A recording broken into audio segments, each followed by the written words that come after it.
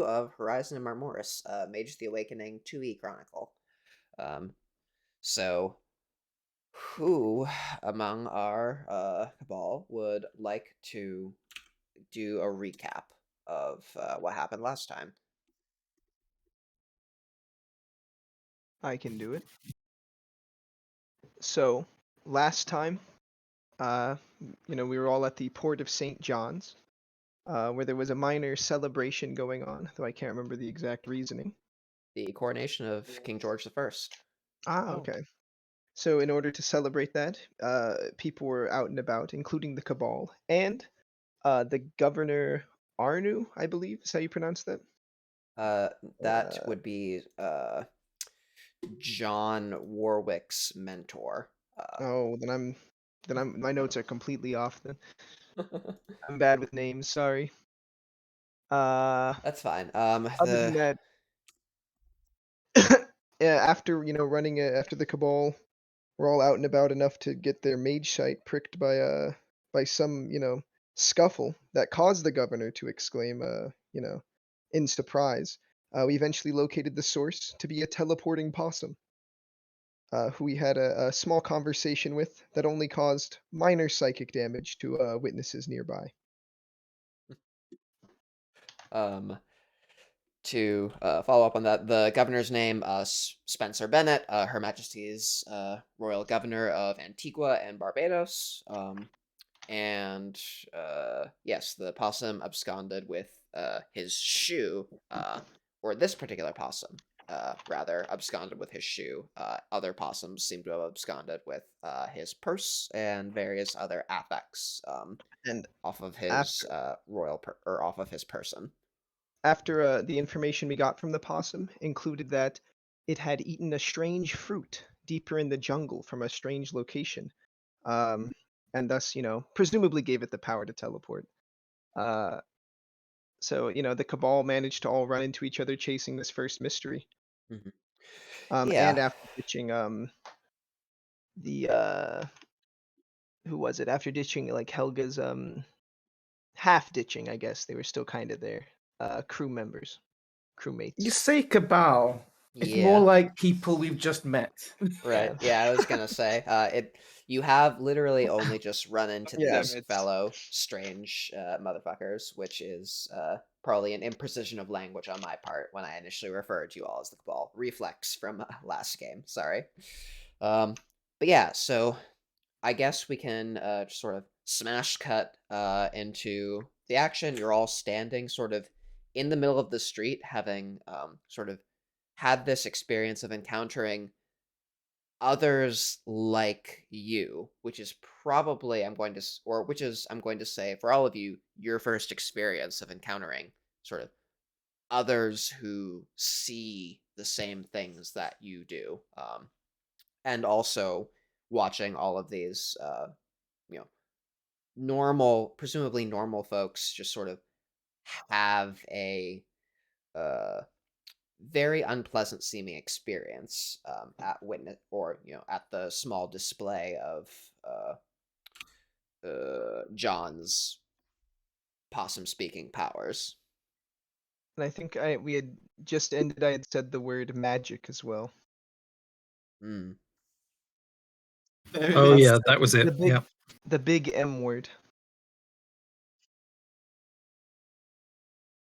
Yeah, and I I- think we'd established that John has now kind of zeroed in on Pascal as this. Oh, you know what you're talking about then. I prefer to say it's the universe working through me.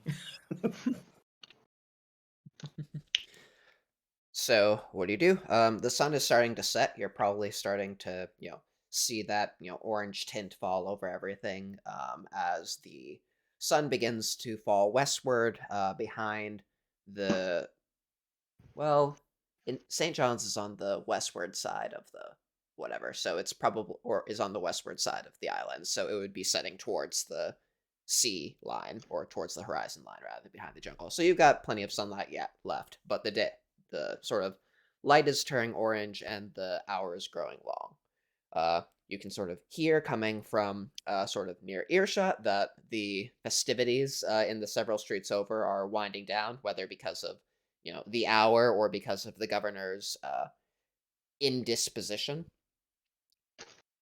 What do you all do? Well, first thing I do as a player is I update my aspirations because I totally didn't do that before, and that's a good reminder to everyone to update their aspirations.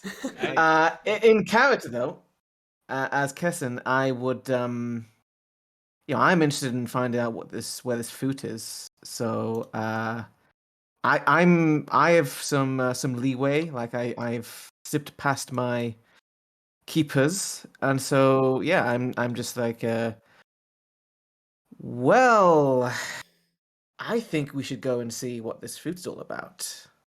That sounds very interesting. Yeah, I think John agrees. This is fascinating to John. This is far more interesting than being stuck on a boat, and now there's all these other people who apparently know about this magic and stuff. So yeah, John is very much interested in both finding this weird fruit that the possum was talking about, and B, kind of hanging out with these people some more. Pascal's just gonna kind of rub the back of his neck and kind of shrug his shoulders and go like, not sure if I'm the best equipped to go marching into the jungle, but no time like the present, I suppose. Wait, Why are you? you guys want to go in the jungle at night? Does it really matter? Yeah, Nothing out John is there just that's going to too be like, dangerous. yeah. Is there? You're Are not there from, any? Come on, you're live not a from little. around there, are you? It's dangerous in the jungle at day, and night it's even more dangerous. I mean, Kesson's definitely going to have cat eyes when they get there, but it's like to Kesson, it's like, yeah, what's the problem? Like, look, I'm sure if there's anything really dangerous in the forest, like Mr. Fancy Pants Governor would have already had it shot and mounted somewhere.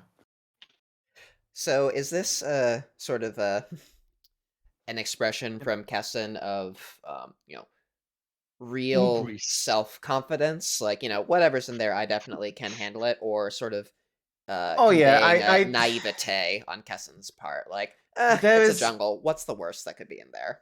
There's a combination here of the fact that the Kesson is that like I don't want to say spoiled, but kind of like they were sheltered much of their life, and their freedom has been primarily with a crew that have kind of kept his neck out of trouble. So Kesson's kind of like really overconfident in general.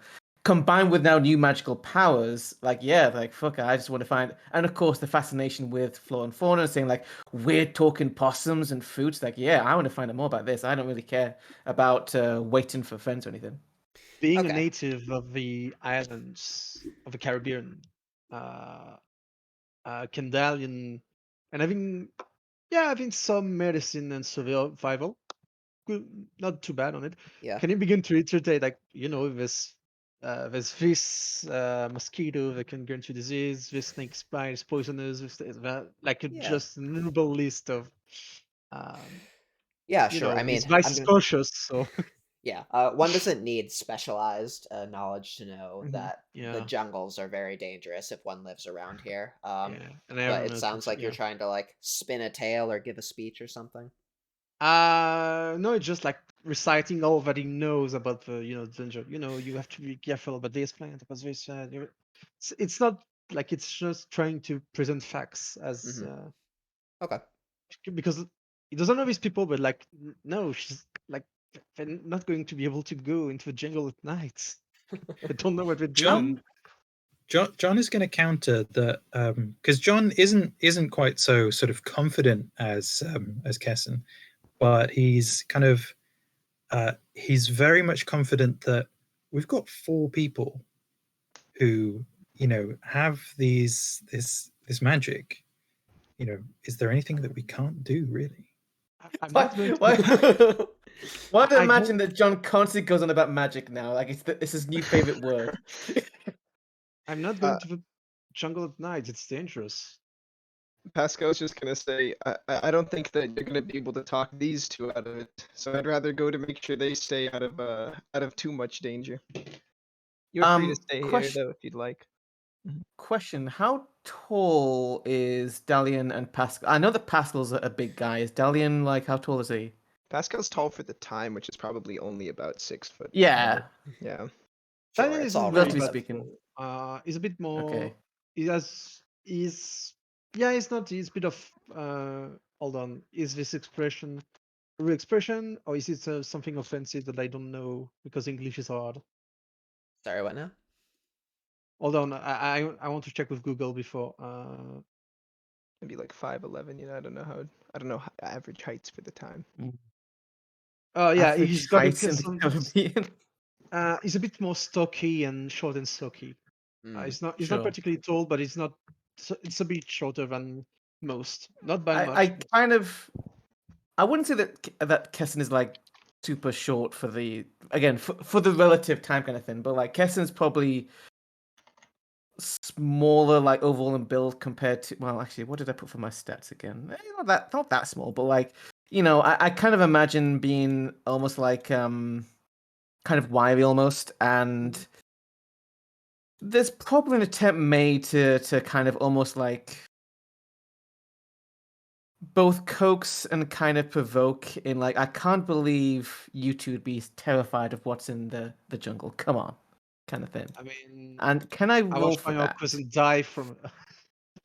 I mean, for like PC versus PC things, I mean, I'm more inclined to just let you guys figure Yeah. out Okay. how I'm it just would gonna happen. say, like, look, lady, like, I watch one of my cousin get bitten by some sort of spider that's nearly killed her like in 2 minutes. Like, I'm respectful of a jungle embassies. I know that you don't go without preparation at night if you want to survive. It's not something we do around here. Something just there. You say, "Look, lady." Now, Oh, sorry. what? No. Sorry, This is fine. This is this kind of thing though. Like, because what does Dalian? Well, I think you explicitly changed your appearance to look like Yeah. a woman So last session. no, that's Yeah, me. yeah, okay. Because like Kessin definitely presents as best they can. I mean, it's better with magic, of course, but like as best they can as Transvast. But like, if there was like something there whereby that could be like a way of provoking them. No, it's not. That's not for that. Okay. No, it's if they're present as men, like that's me. That I forgot about that. So no, it's Okay. That's fine. Look, guy looks, yes, so yeah. I think John is getting one around to Dalian's point of view here, actually, and that some of that bravado is wearing off. So I think I'd be up for, John would be up for kind of, okay, we'll decamp for the night, go and meet up, some agreed place in the morning. Oh, but it's gonna be a nightmare getting rid of my crewmates again. Can I just like? Well, I mean, you could Where stay are you staying? Yeah, sure. I'll. That's a problem. I don't need anywhere fancy to stay. So, yeah, I mean, I guess John is probably staying like, in a boarding house somewhere with Anu, who's brought him there. So I guess this would be like using my one of my mentor favors to kind of cover the cost of putting Kessin up, maybe. Yeah, so just I got 3 trying dots to in mentor. get Kessin a room at this boarding house, or trying to, make space for Kessin in sort of your lodging. Technically, yours. technically, Kessin does have resources too. I mean, I'm not sure how much of that access they have on them right now, but like, if there's like a couple like coins, I could probably got a small patch or something. Yeah, like, I mean, if fine. Kessin offers to pay their own way, that is how one Maybe would normally that'd do it. soften the blow. Yeah. Yeah. Well, it's just that like I've got a 3 dot mentor, so that's 3 dots of resources that I could call on. once a chapter. So I think that would be pretty nice rooms, really. Oh yeah. You could. All all freshly furnished. Do you like it? I made it myself. Okay. Yeah, sure. So what's the sort of scene as it is? We're Warwick or John and Kesson are heading off to the inn, which it's probably the same one where Dalian works. To be honest, there's Yeah. probably only the one, right? What is Pascal doing? He'll also go back to wherever he is, which using his cut from his last, expedition or whatever would be any place that he can have, of course, like a private space to store stuff, right? Mhm. Because Okay. he needs to put away that artifact.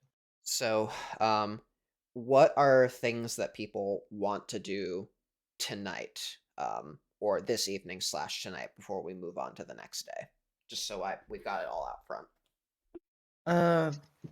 Well, I don't really want to do John really wants to corner Kesson and talk about, what they perceive and because this is someone else who can see the same stuff. So John is definitely taking this as an opportunity for like kind of an intense chat. But we don't need to kind of play that whole thing out. Okay. But they're definitely going to be talking Kesson's ear off. All right. And what about Dalian? Goals for the evening? Get some rest, sleep. Okay. No particular projects. And Pascal. Organize like some minor supplies for tomorrow, but beyond that, just try to get some rest. He's still a bit out of it from the party hard. Okay, cool. Happened. So we'll move on with you guys sort of making your way to your various lodgings. Dalian, you probably go back and, check in with your employer, the innkeeper, who surely needs help cleaning up. And John and Kesson make their way into the boarding house. So, John, you wanted to sort of lean on Arnud, your mentor's resources. Are you going to do that by, asking him for some money directly, or just sort of, putting it on the room's account or what have you in sort of a more surreptitious manner that won't retire actually asking? So I think it's going to take a little bit of persuasion for Anu, given how we last left things. So John is just going to kind of try and impress Anu with some of his kind of woodworking knowledge with the taste merit in carpentry, if I may. Okay. So you're going to try to. So basically, you're gonna try to make up for your display earlier today by having a nice chat, and then once he's softened up, then you'll ask, "Hey, can we get a room for this fellow?" Yeah, I've got this guy. He just needs a place to stay. I've been getting on like a house on fire, making good connections. So Okay, sure. but I'll just roll. I think it's wits plus skill for the taste merit. Let me see. For merits, just note for everyone, make sure that you copy in sort of the text of what your merit does, when you add it in, so we can just, open it up and look. In Foundry, That's that a good is. idea, yeah. Let's see. Do merits, taste. But yeah, sure. That's fine. This is a social role, though. Like, you're trying to, impress upon him in a certain way using your knowledge skill. I think so. I would go with presence plus crafts, and your specialty would apply. What I was planning to do is, because the merit gives you a bonus on social rolls depending on your successes, so I was going to kind of set him up with that by making like some observations about the quality of the wood that we've seen here and stuff like that, and then use that as a bonus for the social roll. So which would be a presence, persuasion or something. Let me see. character. Appraise items with a wits plus skill roll. Can pick out obscure details.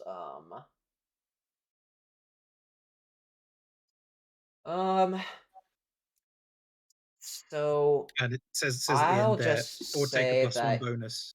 yeah. So I'll just say that you can take a +1 bonus to this presence plus crafts roll.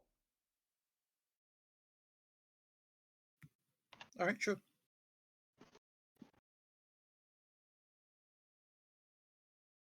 I wonder, And I don't wonder if forget your this is the first specialty. time. When's the first time John has brought back like strange sailors? Like I gotta show him this fine craftsmanship. I've still got the Chastine condition as well, so that's -2, isn't it?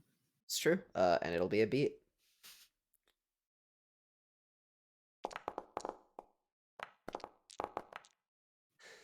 Way 2 successes. Nice.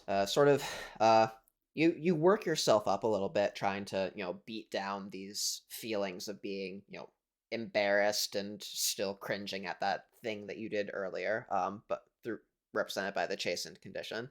But you managed to have sort of a relatively sort of non-stilted conversation with Arnud to sort of warm him up and get him, remind him why he puts up with your bullshit in the first place. With sort of your talent and your knowledge. He's probably sitting sort of in the common room at this point, and you can gesture over to Kesson, and when you ask him, hey, can this guy get a room also, I just need to show him something or what have you, this is my new friend or whatever, he'll sort of absent-mindedly wave and agree, and he'll ask the innkeep's wife to go arrange another room. And I I'm feel playing up like Kesson is Dutch as well, because Anu is, a Dutch racist. yes. Yes, that's right. It's all Dutch to me. Like, well, Kessin can speak, French and Spanish, but English is obviously a horrible language. No one should speak it. So I think one of the things that would happen also in character would be come the daybreak. I feel like Kessin would be either not self-conscious or not care about the fact that he still has the mask on from earlier. So like one of the key details I said was saying like one of the things is like clear, like almost like unnaturally bright red hair. How long? But come the morning, A day. it lasts for a day. So come the morning though, probably relinquishes overnight, and then like wakes in the morning like, is that the same person? Like I don't remember them having like. Yeah. Cool. Yeah, so Arnud's probably happy to, encounter another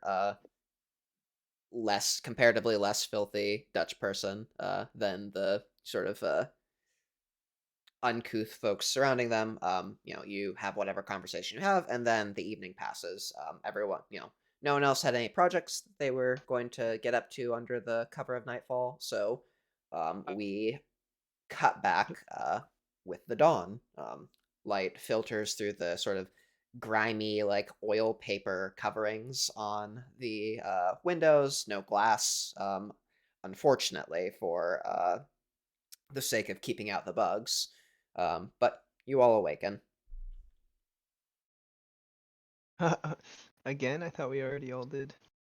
No, Whee. And you'll all Do get we back a have point of willpower for a Yeah. good night of sleep. I wish I knew how to blade. Can I get another point of willpower for being cautious about not going to the jungle? Yeah, sure. Is that your vice or your virtue? It is my vice. It is Okay. my vice, being cautious. Yeah. All right. So what do we do? Well, I'm going to assume that we have a time and place in mind, probably around the same place, around like after 11s. I don't know. Dalian is gonna, do his little casting spell that he does every morning in his room. And what is with that? it's many faces Oh. with his artifact. Um, Ooh. cool. So, what is that? Scene cuts to Dalian in sort of his lodging. I assume that he has sort of is it a Yeah, small rooms, or does he have, a probably house just a of his small room. own, or? No, Dalian is not from this island, so he just has small house. Okay. So, Well, so you small awaken room. in. Sorry. Okay. Yeah. So you awaken in your room. What goes on in there? Well, as work in Dalian is not like as probably if someone were to see him probably age back like 30 years or so. He is a young man at this point since the spell lasts only for a day. And before going out, he's just gonna take up his artifact, his pendant that's seems to be made of jade or emerald, but again, it's impossible to tell exactly what it represents. As every time someone look at it, the lines, the dimension lines on it seems to be shifting, and is gonna activate it, Okay. pricking his finger, putting a drop of blood on it, and just whispering something from his past to it, and voila, many faces. Well, Well, I have to cast it. But... and well, rather, the artifact is casting it. True, you're using the artifact to cast it, yes.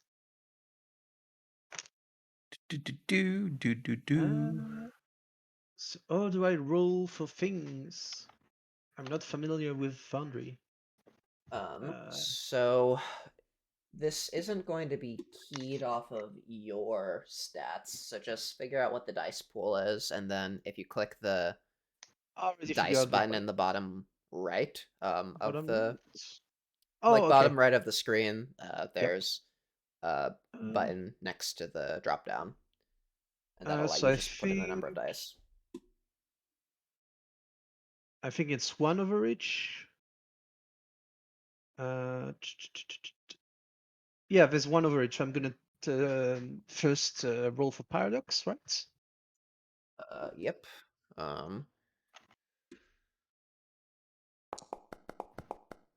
No paradoxes. And now I roll 5 dice.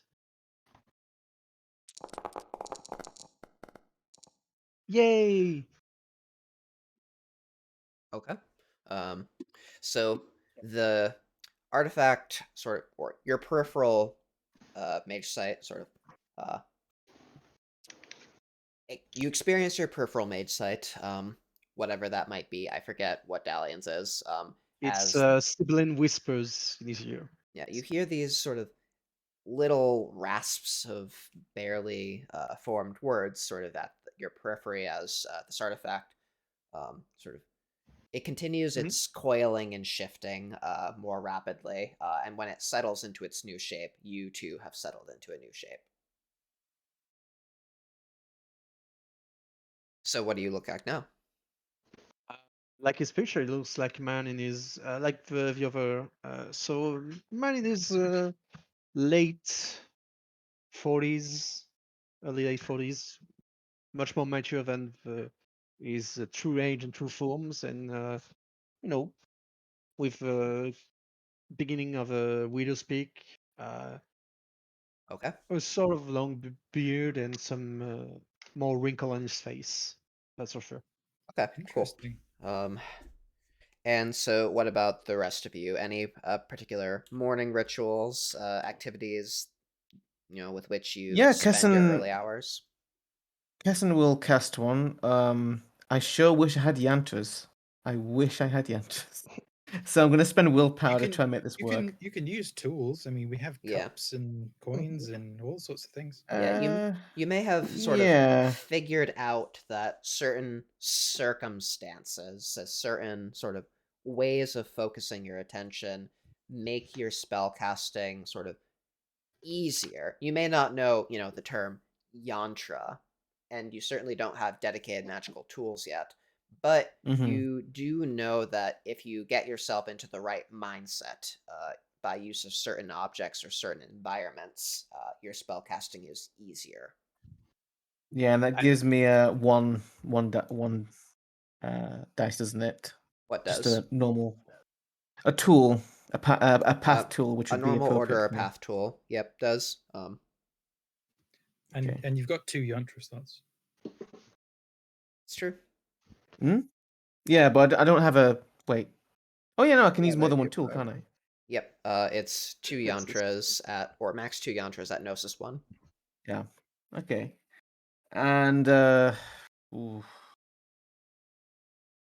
I kind of want to do this for one day, just for myself, 3 hours. I'm gonna go dice pool of 5. I think I still want to spend some willpower on this.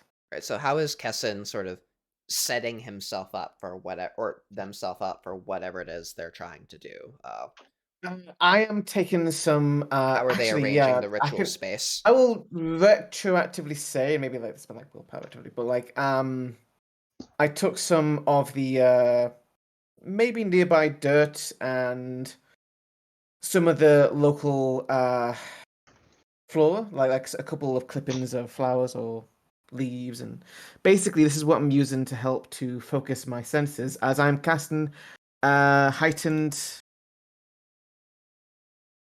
senses. Actually, I've got the wrong spell there. Well, so this is also to sort of dial things back. This is a newly awakened chronicle. You don't necessarily know what these sort of rote spells from the books are. You know sort of the practices that you have access to, and so try to think about sort of how are you using your little understanding that you have to accomplish something. What I am doing is I am specifically trying to heighten my senses. I'm trying to specifically focus upon smells and the kind of trail which I had from the talking possum. And so what I'm trying to do is I'm priming myself to be able to go into the jungle and track this thing down. I want to know where it's been. I want to find these fruits. And so I'm trying to pour as much of my life magic as possible into, whether it be sight, whether it be hearing, whether it be sense, even taste. I mean, at some point it might be a case of licking something to find out where the trail leads. So I'm preparing myself before we head out today. Okay. Before you roll, sorry to interrupt.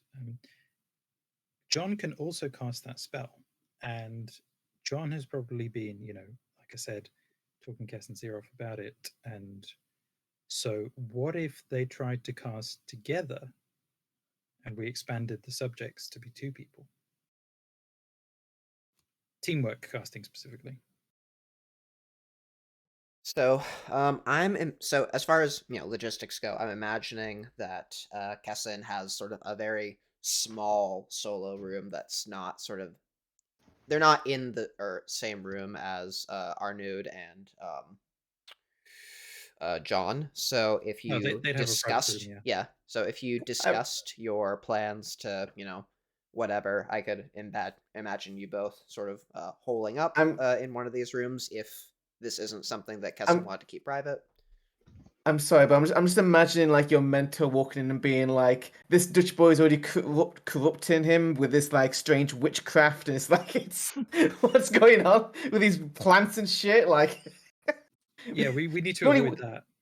We only work with dead wood, not alive things. But like, okay. I can see them. I can see them like in discussing like how they see their magic.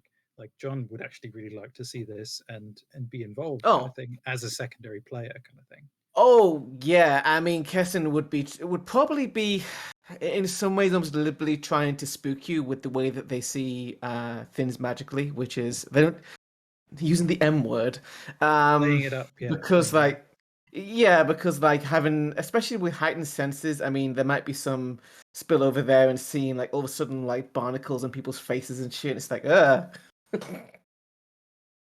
Yeah. So if you are attempting to teamwork cast. I imagine you both sort of, you're sitting in this small room. It's probably barely larger than, a bed plus a little bit of closet space. So you're probably sitting quite close, Okay. maybe on the floor, and you're in there for, 3 hours. This is early morning. What can they be doing in 3 hours? I think John would like bring as one of the yantras maybe as like a cup that they're sort of they're imbuing the water in it with filling it with like kind of different scents and herbs and things for the sort of sensory effect, and they're kind of passing it between them and smelling it and drinking from it and touching it, all the kind of senses. So that could be one of the yantras as a kind of cup that they're passing around. Is this what you English call tea? This isn't tea. Yeah, it's boiled dirt. Okay, cool. So Now, John my question is, who then assisting. maintains the spell? Okay. So John will roll to assist, but it's your spell. The sort of Okay. Kessin is the I one would sort have. of doing So the I primary roll From what I casting s- spell. and then add my successes Okay. to your roll. Correct. Would I have to set my scale to 2 subjects then? Yes.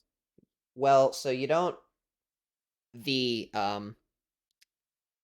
no, not everyone participating in the spell needs to be a subject of the spell, but if you want to both Okay. be subjects, then you need to up the scale.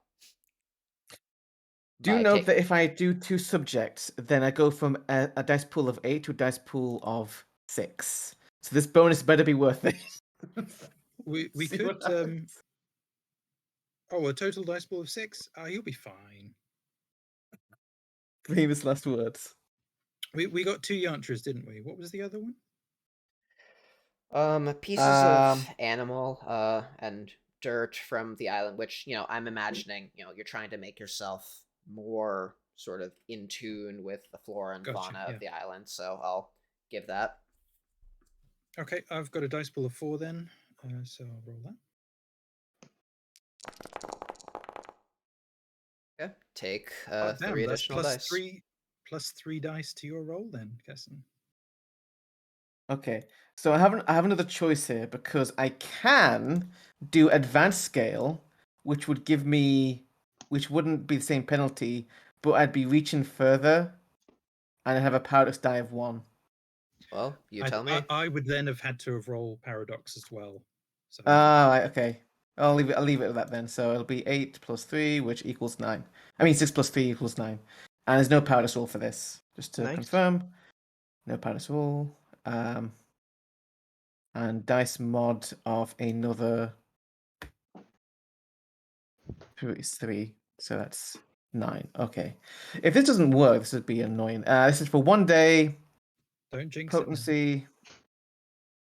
Potency 1, but it has I'm using the reach. At that point, like, you must have pissed off an acanthus. Yeah. And my reach means to gain, what is it again? The mage instantly knows how to track by scent while spell is active, making use of her increased authority powers. Spell grants bonus perception equal to potency. So it would be like, it would give a potency of +1 to like perception, but the main thing is the track and sense and stuff, which is what I'm focusing on more. Okay.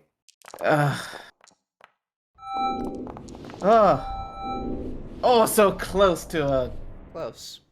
Okay. Mm-hmm. So, after 3 hours of just sort of passing this cup back and forth, smelling this dirt, smelling these samples of animal, maybe tasting some of them, sort of Smell this varnish. your magic goes off.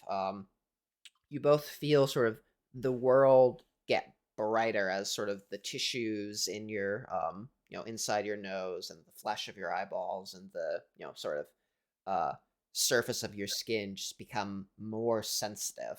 Everything's brighter, more vibrant, but just by a smidge. Or not by a smidge, but by an appreciable amount, but not overwhelming. And at this point, it's probably late morning. Meanwhile, Dalian and Pascal, what have you been up to? Presumably not locked in a closet. Pascal would have spent most of the morning just like, getting maybe something like, simple to eat, that sort of thing. Though he's also planning to cast a spell. Does this town have any sort of like well or water fixture, like a fountain or anything like that? Yeah, surely there's wells. Yeah. In that case, There's also Pascal's, like a river, streams that come from out of the jungle, which probably are also a source of water. he's no stranger to like, minor superstitions, sailors. So he's going to go up along one of the rivers, um, take a few coins, um, and cast a spell by just kind of like, offering them to the water, like a wishing well sort of thing, just in case, good luck. So what Um, is he trying to? So what are you trying to accomplish, and using sort of so what principles of your the new spell understanding of the way the world works? the spell is going to be based on, inward and outward eye, using Pascal's knowledge of space and what connects everything, in this case water, which flows from place to place. He's just going to sacrifice one of those coins, watching, how it shines as it disappears into the depths, then kind of hold that in his head to kind of, uh, understand a broader perspective, let the world flow into him with a greater degree as if it were water, Okay. enhancing his senses that way. Very cool. Um, so he's just gonna, amble along the stream, not too fast. This isn't a ritual casting, so I don't imagine that it's gonna need to be too in depth.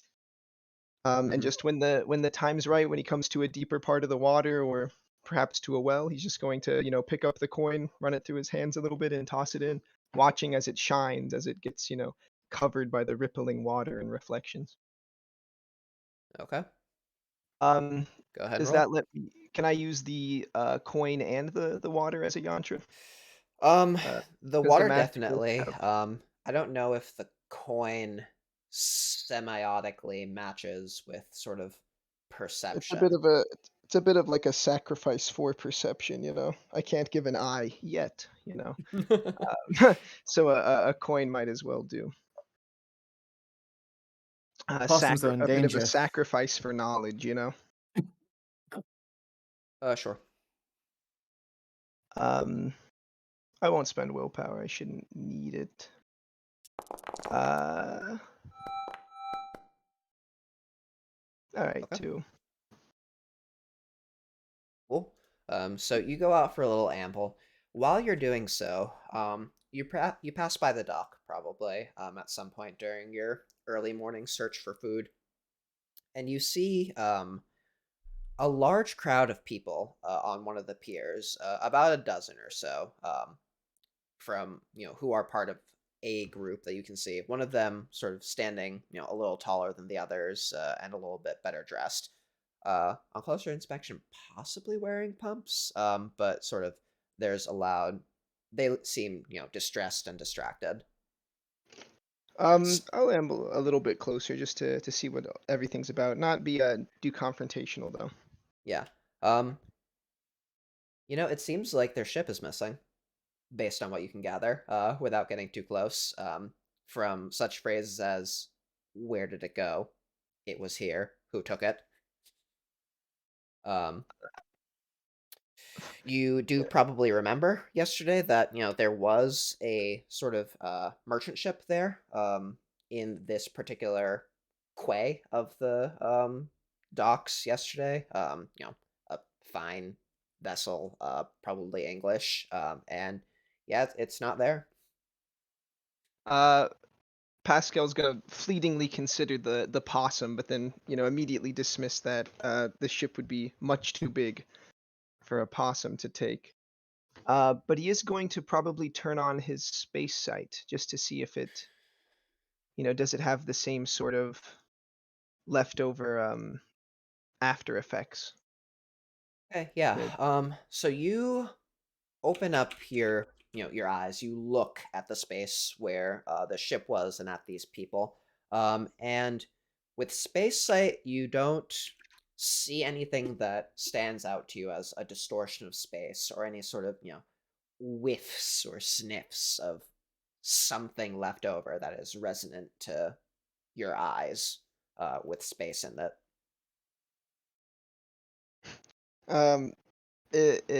If that's the case, Pascal will just, kind of shake the symbolism out of his eyes as he goes forward to try to ask, ask what happened, basically. Yep. So you probably make your way through the crowd to this person you assume is, the captain by, their dress and sort of their better keeping than the, crew surrounding them. And the story you get is that, their ship was here last night. It's gone no longer. They've done a search, and it looks like all of the moorings that kept it here just rotted.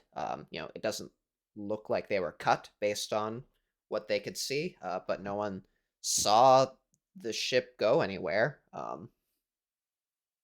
And now they're quite upset because the insurance is going to have to get involved, and his employer is going to have his head, and he'll never work again. And it doesn't take long before the woe is me begins.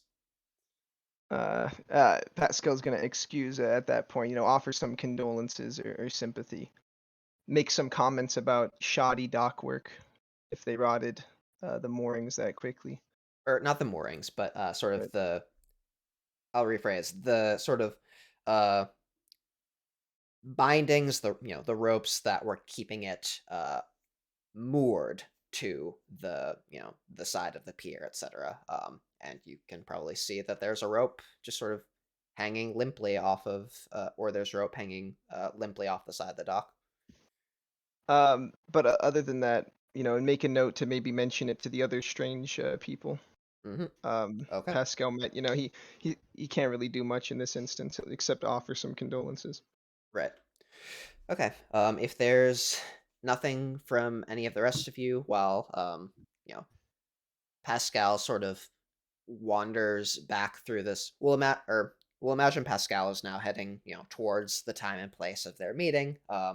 It's late morning at this point, and he's walking through a world which is a flat surface in all directions around him, filled with figures and buildings just sort of laid out almost on like a 2D plane where he sees everywhere at once. It's going to be quite unnerving, I'm sure. But here's you the question: do all the people look like they're just like trench coats with possums inside?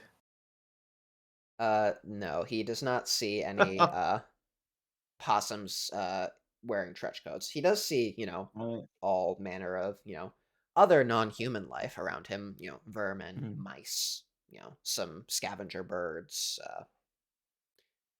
all teeming in their own way in this little thumbprint of the Empire. But you all gather. I would insist on like eating before we head out though, because like full stomach. Yeah, sure. You've all done that, I'm sure. As a Yeah, as so, a, as a oh yeah, as a consequence of the spell being active, Pascal doesn't quite look like you can clearly tell something's a bit off in the way he's looking at things. He doesn't fully turn his head like towards things. He just kind of stares in a direction, maybe a few degrees off. Because he'll be able to perceive it either way. He doesn't quite realize that he's doing this. I mean, you probably get it's. I don't like imagine like a permanent effect, but like every once in a while you might see like cat eyes and things on Kessin. Like, yeah, clearly some you can tell there's some fuckery going on, and of course, Dalian, don't you appear to be completely different almost? No, he was like what you looked him. It was what the words are hard. No, he was like he was yesterday for you, from the point of view. Okay. Okay. Yeah. So yeah, your passive mage sites all sort of ping as you enter into each other's company, which I'm sure is not unusual, given that Right. this is the same thing that was happening whenever Why you would saw it another one ping? of these. Well, there's a number of active effects up all around you. It's only when it's cast. If it's already present, we wouldn't see That it. is Oh, up no. for interpretation. The actual entry says any active effect, but then the examples Okay. are of activated effects, a ghost using a Numina. But I mean, John kind of sensing with passive sight. Yeah. The It says a casting of a spell spell, activation of on discipline, Dalian. Yeah, any active on constants. Oh yeah, I guess so. Yeah. I mean, no, but okay. I mean, we don't know the origin even though, if of course. even if John sensed it, it's kind of, oh, okay, here's this other cool wizard that I'm like, they have magic things on them. John isn't really going to question that, especially since John has a spell on himself as well. Since far more interested in pursuing this these wily rodents and discovering the fruit. So yeah, if everyone is all happy to go into the Yeah. jungle today, I really want to find this stuff. John is going to take a deep breath and try and pick up that scent. The scent of the possum from yesterday. 100%. What the fruit? So, John, give me a perception roll with a bonus equal to potency, which is 1 Plus for heightened 1. senses. Plus 1 from the height. Yeah, although again, I spent the reach on being able to do like sense and things. Yeah. Can I also roll? Well, you go first. Do you want to teamwork? You want to do a roll? It's just that I have trained observer, so. But if you want to go first, I've got and 10 see what dice in my pool. Just go ahead and roll. Ooh, yeah. I'll just roll.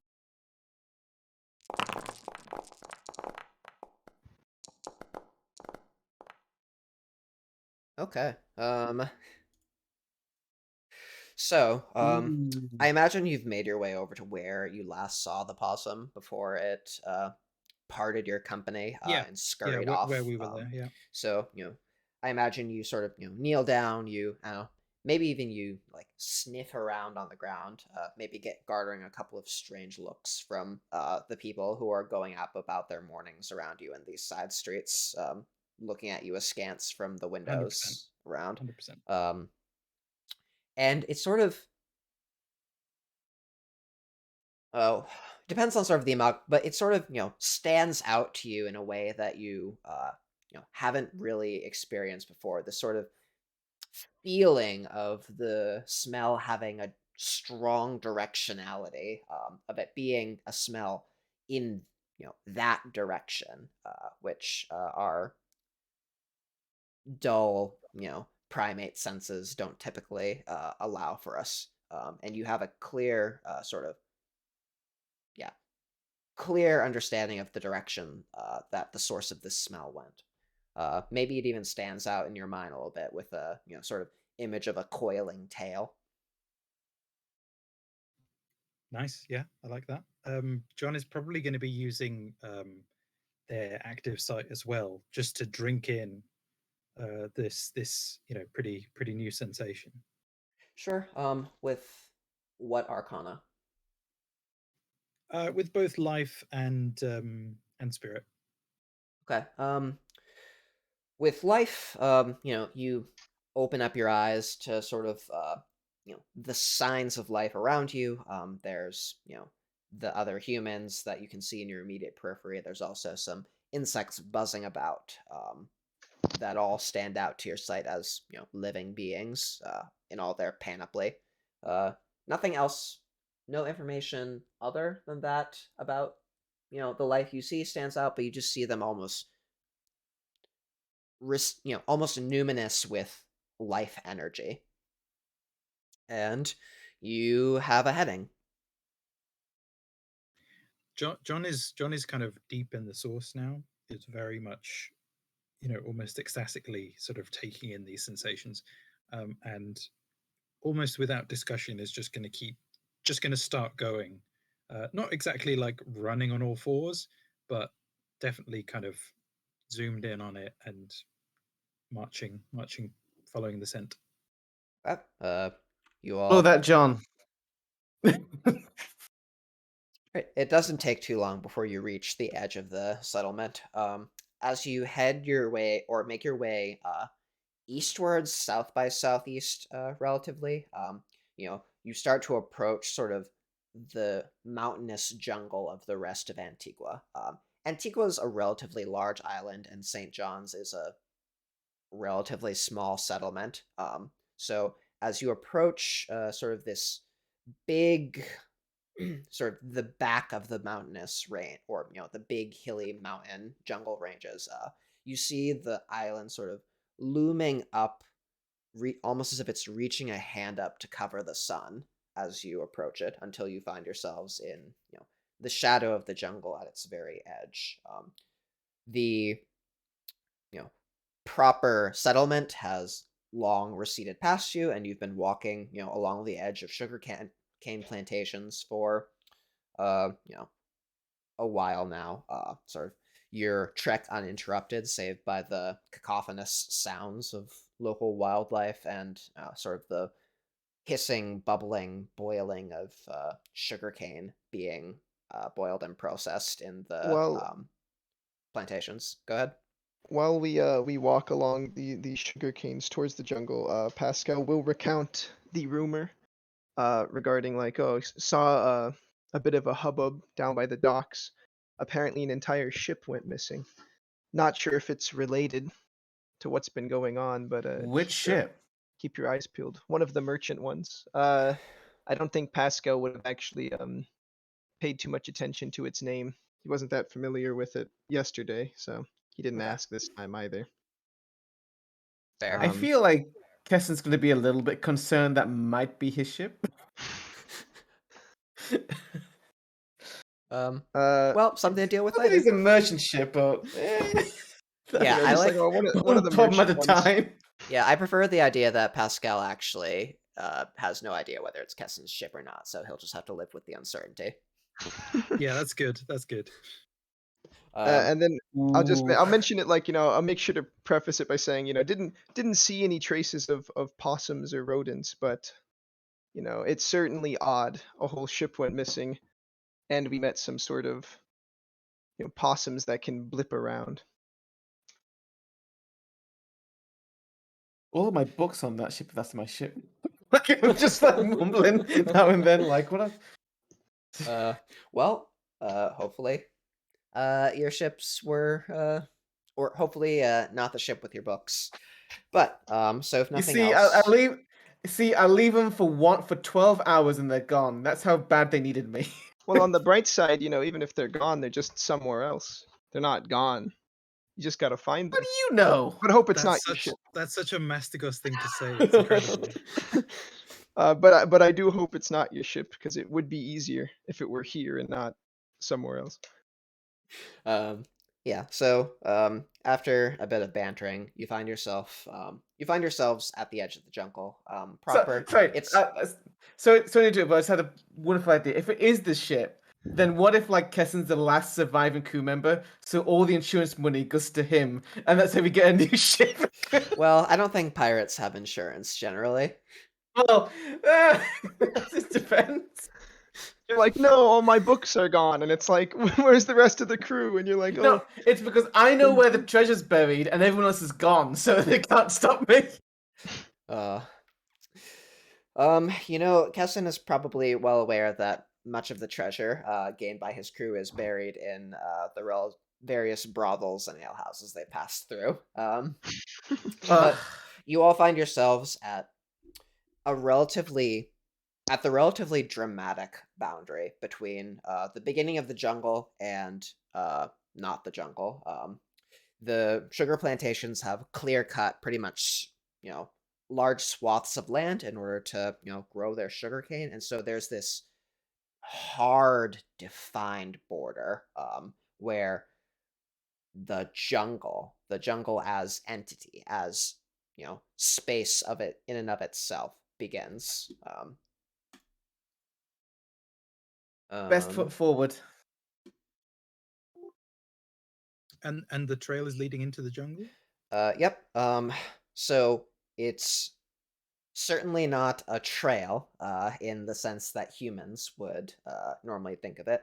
There you can see sort of off in the distance what looks like might be a footpath that people, use to take into or out of the jungle, maybe, for whatever errands require them to head into it, but your sort of tracking of this possum isn't taking you anywhere near it. You're heading into, dense foliage and vegetation here. John gets is still kind of following his trail, but gets kind of I want to say knee deep into the foliage before kind of stopping. And this is sort of the first point that John has really looked up at round at the rest of them. Has kind of been following the conversation with their heightened senses, but this is the first time he's actually focused on the other three people there, and kind of looks immediately to Dalian. I'm back. Sorry. Oh well. That's excellent timing. John Faded timing. Well, yeah, John, of course it's a John timing. is I'm a canvas. Exactly. Yeah. So John is just about to dive into the woods, into the jungle, and gets kind of 2 steps in before remembering Dalian's kind of warnings yesterday, and pauses and kind of looks to Dalian as the expert here. So the trail is leading into the deep foliage away from any path. So kind of looks to him as sort of the expert here. You want me to open the march? I can go first if you want. Just more just looking for is this a good idea to just dive straight into the jungle like this, or is there anything I should know, kind of thing? Question: Do we get a feeling because I kind of imagine that, especially for Kessin, that they're more comfortable with nature, being what they are, what have you. Do I get a feeling that the others are maybe less at ease, being surrounded by No. Pascal's clearly a bit wary. He's standing back. He's Okay. I don't think he would be the type to walk into the jungle. Dalian isn't Possibly super ever. wary, but he seems to know his shit. When he's saying Okay. if you don't know what let me go first then. Just don't touch anything. Don't bother any creatures. Probably leading to Pascal. Don't worry, I'm pretty sure there's no ships of steel here. Okay. So John is going to kind of give Dalian the sort of the lead there, but Sure. still kind of be directing, based on where John is sensing the trail. GPS. Why are you spider sense sensing? Well, so before we dive into the jungle, this is a good point to take our midway break a little bit early, but All right. no time like the present. So This sounds like initiative coming up. no, I just Counters have to coming go up. to the restroom. Yeah, but okay. Good instincts. All right, cool. I will see you back in 5. Cool. See you in 5.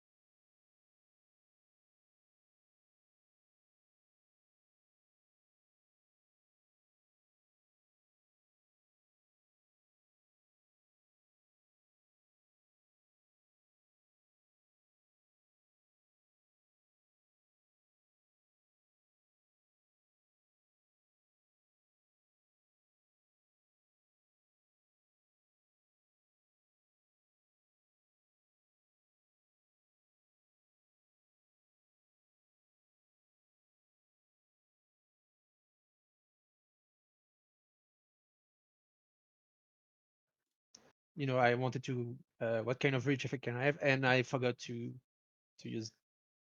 Whoops. It's fine. Whoops.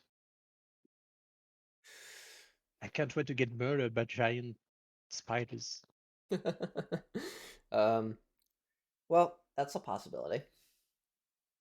Anything's possible, really. Yeah. I'm looking at my Arcanum because I never really used time before. I used a bit of fate, but not time.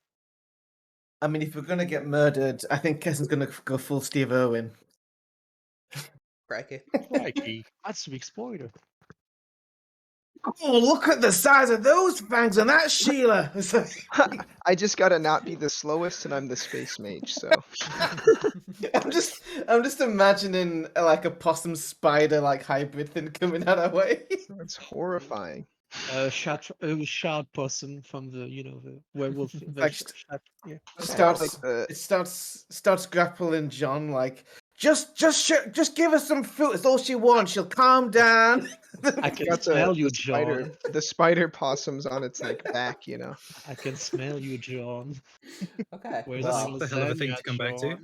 with that, it looks like starts belly rubbing the spider possum cat thing, and there's a snapping it with the big fans like, oh, she's a playful one. This one. It's like... okay. Well, with that, you find yourself standing at sort of the edge of this lush vegetation. I'm gonna, be a generous deity and assume that, going to the jungle, you knew you needed machetes and whatnot. Oh yeah, I forgot about that. But yeah, of course. Yeah. Cool. So You call that a knife?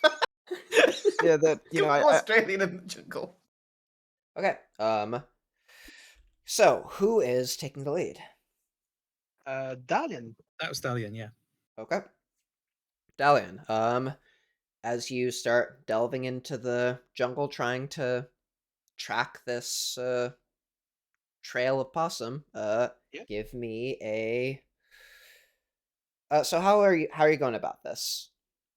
Very slow and steady, be sure to not miss anything, be sure to not get out of track, being sure those are the right tracks and not tracks of another animal, very, very methodically. Okay. This is going to be an extended action. Mhm. What is your wits plus survival pool? It is 4. Wait, I have a specialty in survival, so it might be. Yep. Where, Well, where what can is I the see specialty? that? Where can I see the specialty? Hover over the S. Oh no! I put a specialty in all my things, but apparently I didn't. Oh no! I didn't give. I forgot to give Oh, the I had name. that problem as well. Yeah. Yeah. No, I I put in the saved names and last it didn't time. put it. Yeah. Huh. So I don't remember at all what was my specialty for survival. I don't I think think mine it was are there finding either. shelter. mine's Finding my shelter. ironically that 2 of the specialties I put in are still there. The third one seems to have Finding shelter, gone which away. is not what we're doing right now. No, it doesn't. Yeah, that's weird. Well, we'll just say that's a Okay. dice pool of 4 then. Cool. So you are looking for a number of successes. Give me your first roll. I'll say each roll is an hour.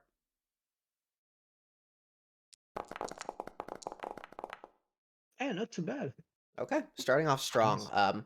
With guidance from your possum sniffing companions, you make good progress heading sort of due east by southeast. It's easy going at first. You're making your way through some relatively level terrain. You're using your sort of knowledge of the local terrain, picking your way through easier vegetation. You manage to avoid turning your ankles on any hidden obstructions.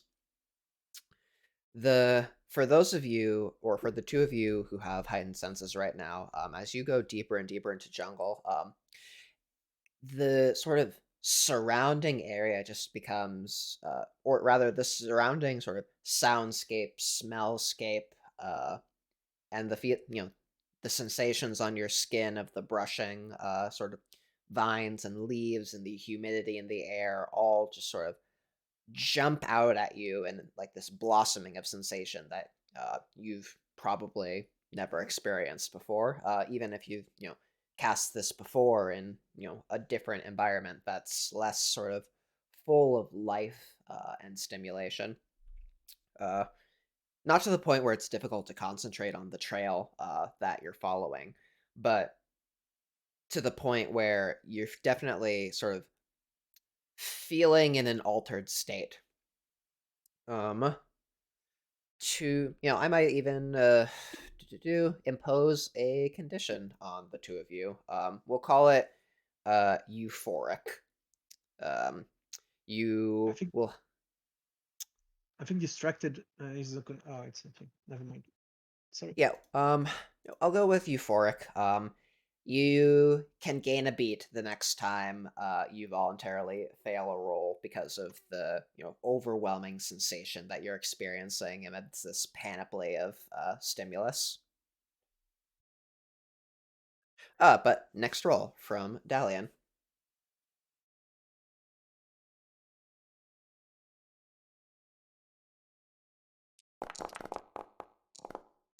Oh. Okay, yep, making good progress. The terrain is getting harder now to traverse. You're starting to climb uphill now, and between the slippery, thick foliage beneath your feet and the actual incline, your footing is getting treacherous. But you're making your way up. You cut your way using switchbacks up the slopes as you encounter ones that are too steep to scramble up. The tree cover is getting denser and denser now. You start to, or the sunlight is only coming in, separated, dappled streams, sort of forcing your eyes to adjust to the dimness of the light around you, occasionally blinded by, shafts of brilliant sunlight coming streaming down from far above. Next roll.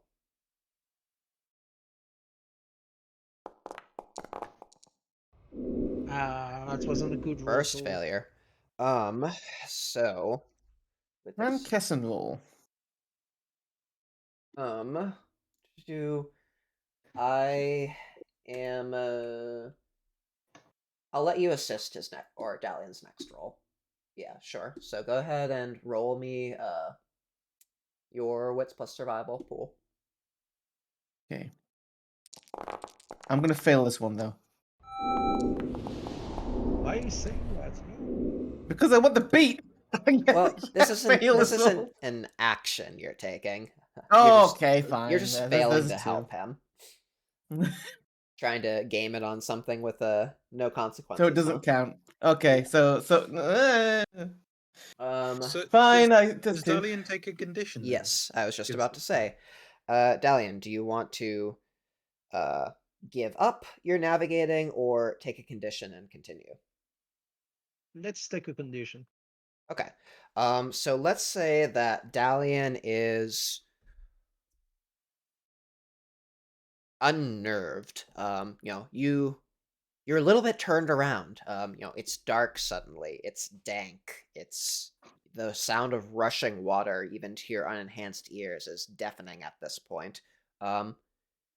So we'll say that you take a -2 to the next composure-related roll you make. Okay. And when that occurs, you will proc a beat. And you can note that on your sheet in the conditions section.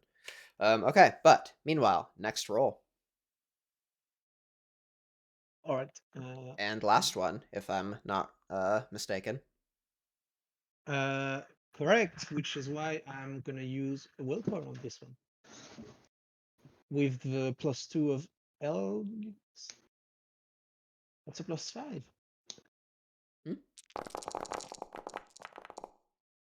Nice. Okay. Hey. With some assistance from the slightly out of it Kessin, some indication probably of that way, or maybe some help in avoiding a particular obstacle that their keen senses pick out. You make your way to what appears to be sort of the top of a hill. The the steep slope you had been scrambling, or all of you had been scrambling your way up, sort of gives way to more level ground.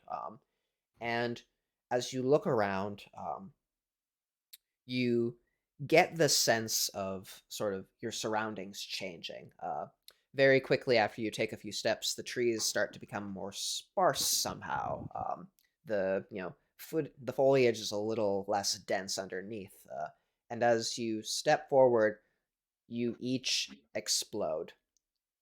It's a strange sensation. You feel something being wrong, different inside of each of you for just an instant before your corpus is expanding out, your body's extending, stretching, distorting, and you probably prepare yourselves for a feeling of pain or feeling of something, and then the movement stops. You look around at yourself, but you in this case is a set of floating eyeballs. You look around at what was your bodies, and each of you around you has been sort of rendered into a cloud of sinewy tissue streaming like ribbons in patterns. Fingers, turned into bones arranged in small hand-like clouds with fingernails floating off of them. And as you look from your immediate body to the surrounding area, you see that the flora and fauna, well, mostly the flora that you had been seeing also is in a distorted, distended state. Where you would expect to see trees, instead you see sort of spiraling spiraling ribbons of cellulose filled with water streaming down them, like raindrops off of gutters. Leaves rendered into sort of green puffballs, sort of floating around the trees, almost freeform. And the only thing that you can see that's truly stable through all of this cloud of deconstructed life is the solid stone beneath your feet, which seems unaffected by whatever has disassembled the life around you. John is going to immediately try and sort of move and test sort of what happens when he moves and if he can kind of control his movements through space here. Okay, so how is he trying to do that? Like, what is he envisioning or feeling or using, his normal, what So his brain would think are muscular reflexes? Just kind of how you would like, if you were testing to see if something was a reflection, just kind of trying to raise an arm, trying to move a leg forward, just seeing if I think walking is the sort of the natural kind of instinct here, I think. Right. So John, or to be specific, John's mind, the assemblage of, thoughts and gestalt consciousness, which, John thinks of as John in addition to John's body, sort of wills the flesh in its, habitual way to, move what it thinks of as an arm, and the cloud, or walk forward, and the cloud of what was John's body sort of seems to respond in a way. You sort of move towards, across the terrain, sort of you being the, set of eyeballs that you are. As you, look at your companions, their exploded ribbons of flesh twined around, sort of, bones. You see free-floating eyeballs amidst them as well. Which you assume is what you are presently looking out of yourself. But you find yourself able to sort of use many of those same, reflexes that your mind normally has when it wants to move, almost internalized as much as you're breathing out over decades of use, thoughtless use. And you can move sort of the cloud of flesh that is now you through space.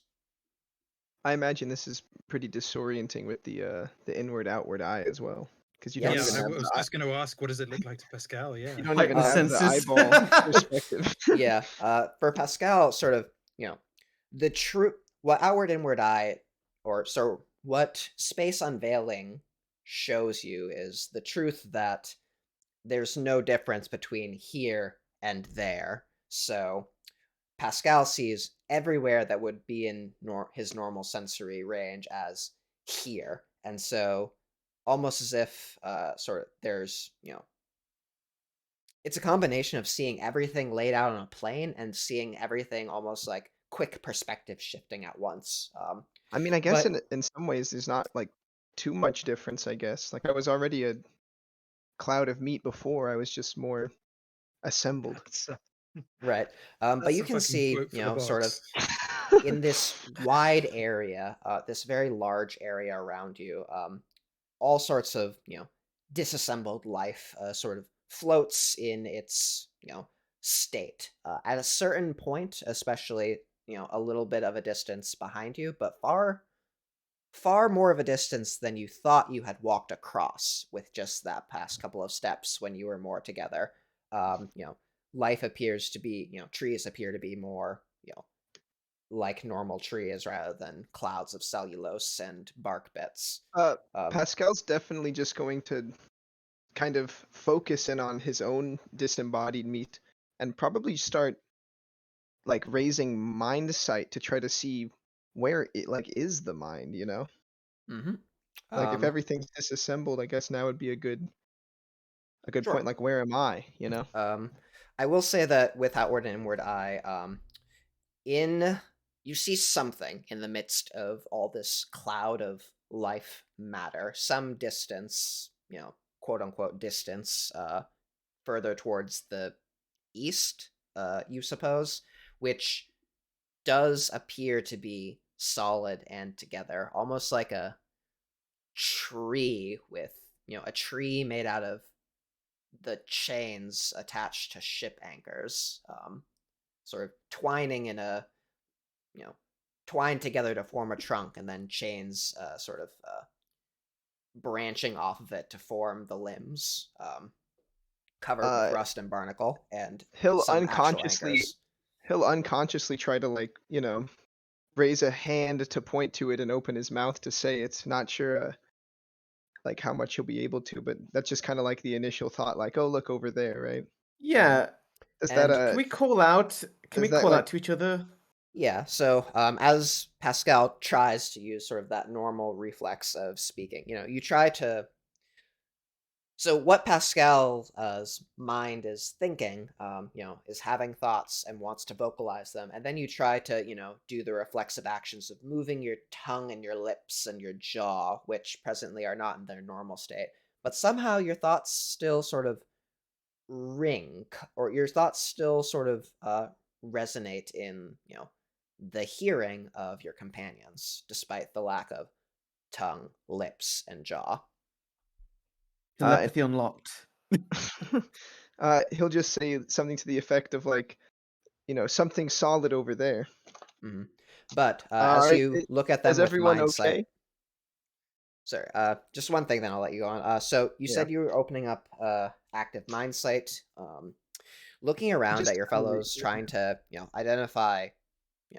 Normally when you look at a human being or whatever n-minded entity, their mind sort of sits somewhere within vaguishly their head sort of area, kind of the brain, but not exactly the brain. But here their mind is sort of, the minds you see around you are sort of free floating, sometimes, out of the clouds that, were the flesh, and then dangling about and flitting around hyperactively, sort of dancing in a way that the languid clouds of sinew and bone are not active.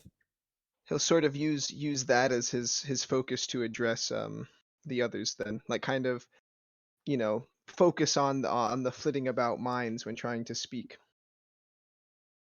Mm-hmm. Yeah, you were Just saying kind of something. ask them Go ahead. if they're all right,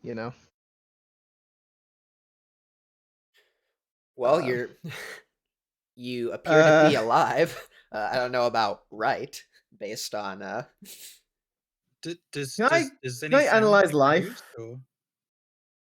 I heard that the thoughts Writing rung of out. So yeah. So Oh, what are you okay, trying I'm to with you. do? Pascal's going to ask if everyone's all right. Yeah, no, that I was asking No, Kesson. something's fucking happening. I don't like it. Like, actually, no. I think Kessin's just fascinated by this, and Not mutually if I'm exclusive. able to, I would like to try and cast a spell. I want to try cast analyze life on myself from a third person perspective. Like, what the fuck's going on? Can I do So that? a life knowing, yeah. You can certainly cast a spell. I will try. I will cast in time 1 turn. I have a spell active, so I have extra reach. Fun. I have no just to use here. Really, I can't use tools. Like, what's my? This is all clouds. Yeah. Let's go for it. Let's no paradox, and then yes. All right. So you're casting a life knowing spell. You're trying to Yes. understand. So I'm trying to figure out what is going on with specifically me, but in general as well. Like, what's like third person perspective? I was like, what's going on? Like, am I whole? Like, So what's happening? based on the way you normally understand, life, you understand an organism as sort of an ecosystem of interactions. The the sinew makes muscles contract and expand, and that moves limbs, and within those limbs are capillaries, and blood flows around, and bugs live within us, in our guts. Ugh. Life is an organism, and the world is an organism of the organisms within it, based on sort of what you know of sort of the panoply of life around you, both through mortal science, and observation and naturalism, and your newly expanded magical understanding. And it certainly seems like the thing which you are, this subject you are attempting to know using your life magic, is still an organism. The sinew and the flesh and the blood, the clouds of blood that Okay. are hovering around, the stomach nestled in the midst of these disassembled bones, Right. correspond to each other, are in relationship with each other, respond to each other still, So but certainly not in the mechanical way that you're normally familiar with, muscle pulling on bone. So do I think that there is, to me then, am I believing that this is actually like somehow there's been an alteration physically?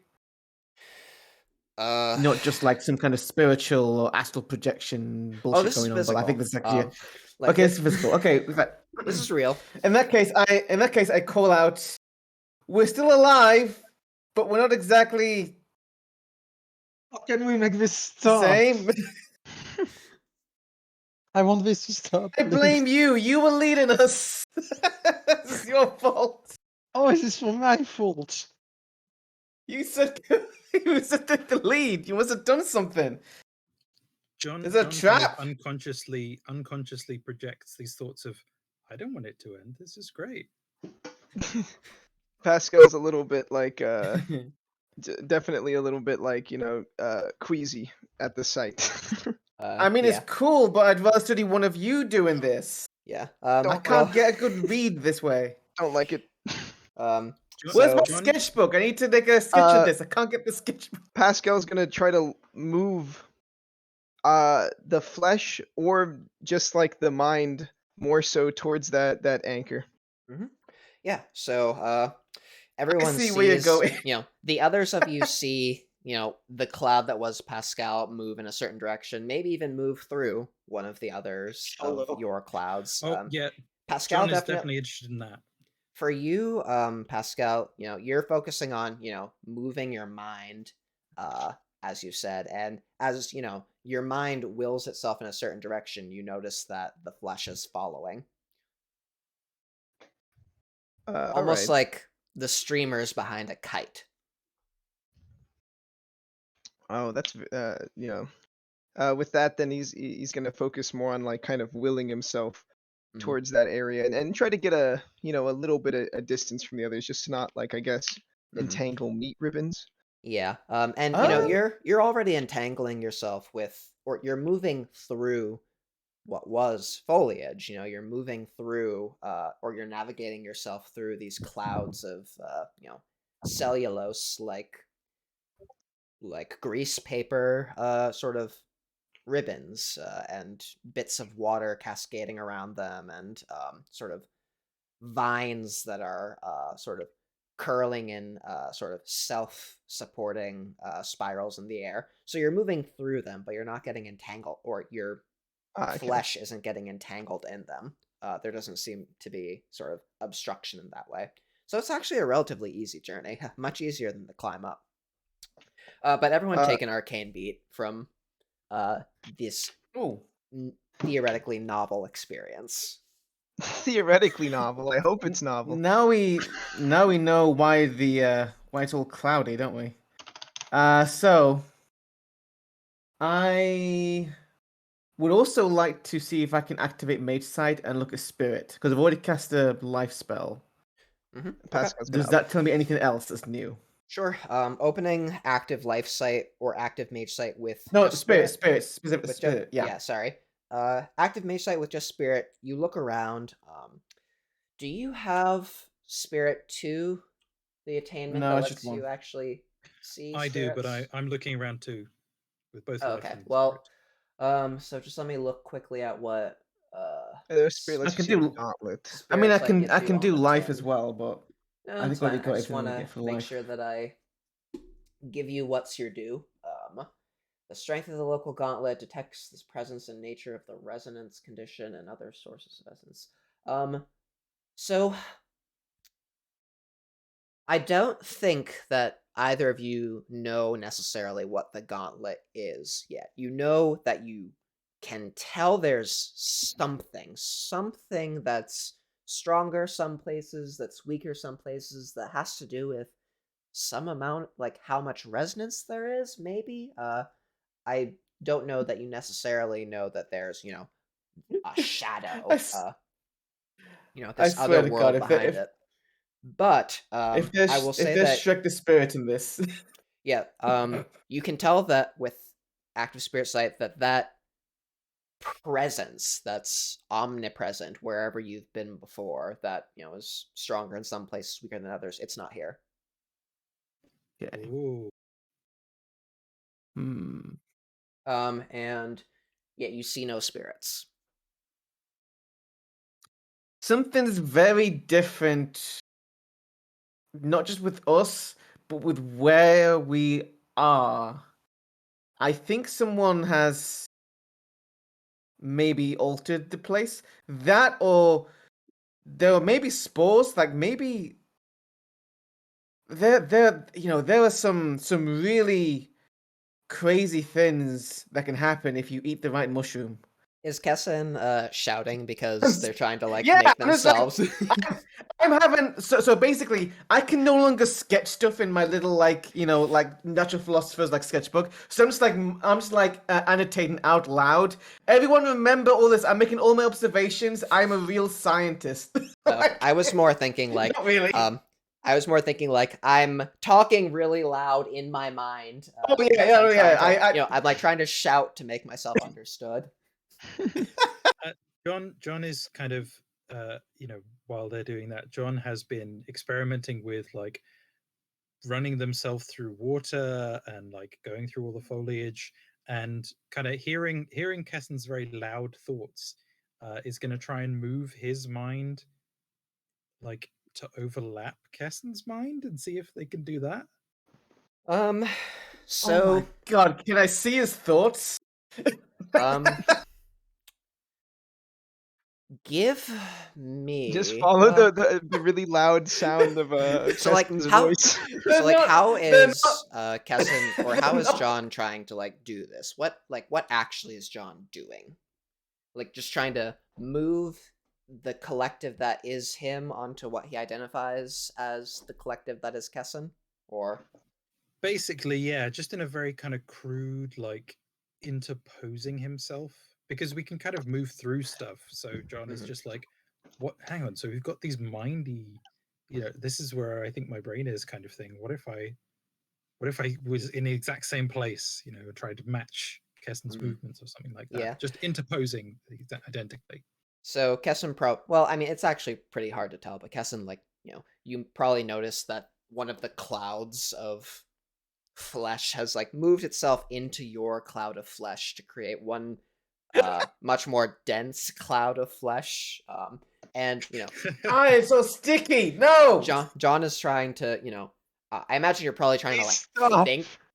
think real hard or something. Like, did it work? Like, am I like, Am are we I merging Keston now? minds? And it doesn't seem that moving your flesh into each other has merged your minds or given you any sort of more degree of mental intimacy than Oh I feel god, kind of bad for we both have heightened Good to senses know. on still as well. Jesus. I feel kind of bad for Dalian here. All the other ones are Yeah. like, "Wow, this is so interesting." Dalian's like, "I told you the jungle was dangerous." But anyway, so Dalian's trying to flee the place or try for a way to do something. Like he's pretty, yeah. mhm. So as you guys continue to move, presumably in the direction that Pascal's moving, eventually, even with your sort of unenhanced eyes, or rather space-bound eyes, eventually you start to see a solid shape sort of form through the fog of life that surrounds you. Maybe it starts to appear as sort of this foggy, like indistinct silhouette that's behind sort of this green and brown, or the screen of green and brown. And eventually you end up in what you think is a clearing. The sort of you step through this last bit of vegetation matter, and you find yourself your vision sort of unencumbered by the dense foliage the way it had been before. Some decomposed or disassembled insects flit around in the intermittent space, but you find yourself in a clearing, and the center of this clearing, coming out of the bare rock itself, is an enormous tree or tree-shaped thing made out of chain, made out of the huge links of a ship's anchor chain, multiple of them coiled around each other to form a trunk before splitting at the top to form drooping limbs, sort of creaking ponderously and covered with barnacle. At the end of several of these limbs are what seem to be, anchor-shaped things. They appear to be, gray and have that characteristic swoop with the barbs at the end, but they look off, not quite solid. They look almost sheening, almost soft, almost like they might be pliable. Pascal's gonna like move his ribbons, like I guess up around, like towards or through one of the anchors, and say, strange, fruit. Let me try Like, it. you think this is what the possum was talking about? Okay, literally, I am going to cloud on over and heightened senses. I want to find a fruit, sniff it, You smell possibly lick it. Okay, so approaching this sort of trunk of anchor chain, your disembodied nose sort of tissue is exposed to the wide open air, and you smell like sweet, pungent, coppery, rusty smell coming from some of these anchors. And So anchors don't the usually liquor. smell sweet. What's lick the test. resonance on them? So the resonance of the okay. So investigating the resonance of sort of this tree and of the fruit, you the resonance is strange. It's not resonance that you've of a type that you've experienced before. The resonance is the lie of distance. Ooh, okay. And like, it's not like there's text that appears in your head that announces that, but it's just this very specific feeling you have that sort of resolves to this very specific resonance, which is not of a type that you've experienced before. Normally it's like wood, leaf, mouse.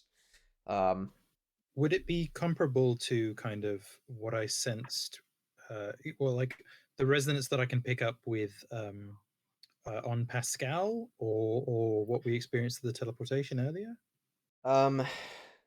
No. Okay, cool.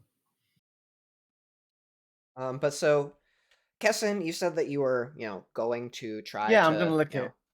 Yeah, so you try to, climb your, you're still gravity bound through this. So you move Oh. your flesh over to the sort of the tree, Okay. probably to climb it. And as soon as a bit of your flesh touches it, you all hear very clearly in your mind this low, sort of, low, sort of sibilant voice. It's not whispering; it's just quiet and elongating its s's. It says, "Trials must come before boons." Can And I then look with a mage? the branches sort of retract, or not retract, but they sort of right themselves so that the boughs of the tree raise up away from sort of the ground, out of arm's What reach. trials? I'd like to take a peek with a mage side first. Okay. Which ones?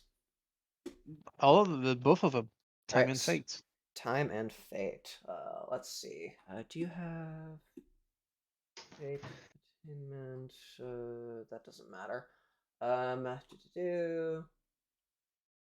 So let me see what those active sites give you.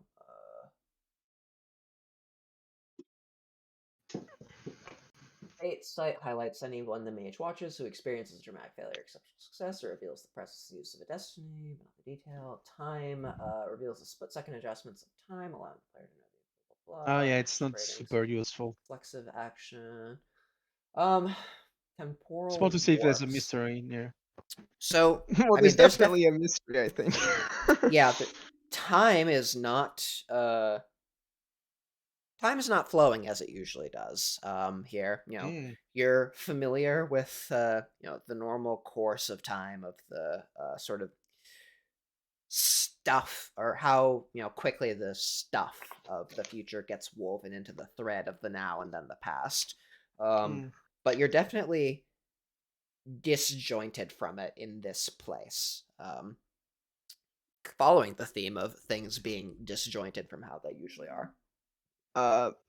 Pascal's going to address this voice and say, you're the talking possum, right?"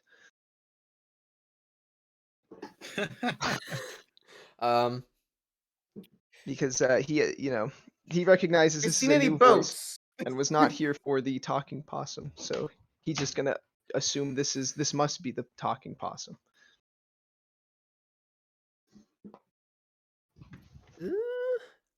I don't know what I would say.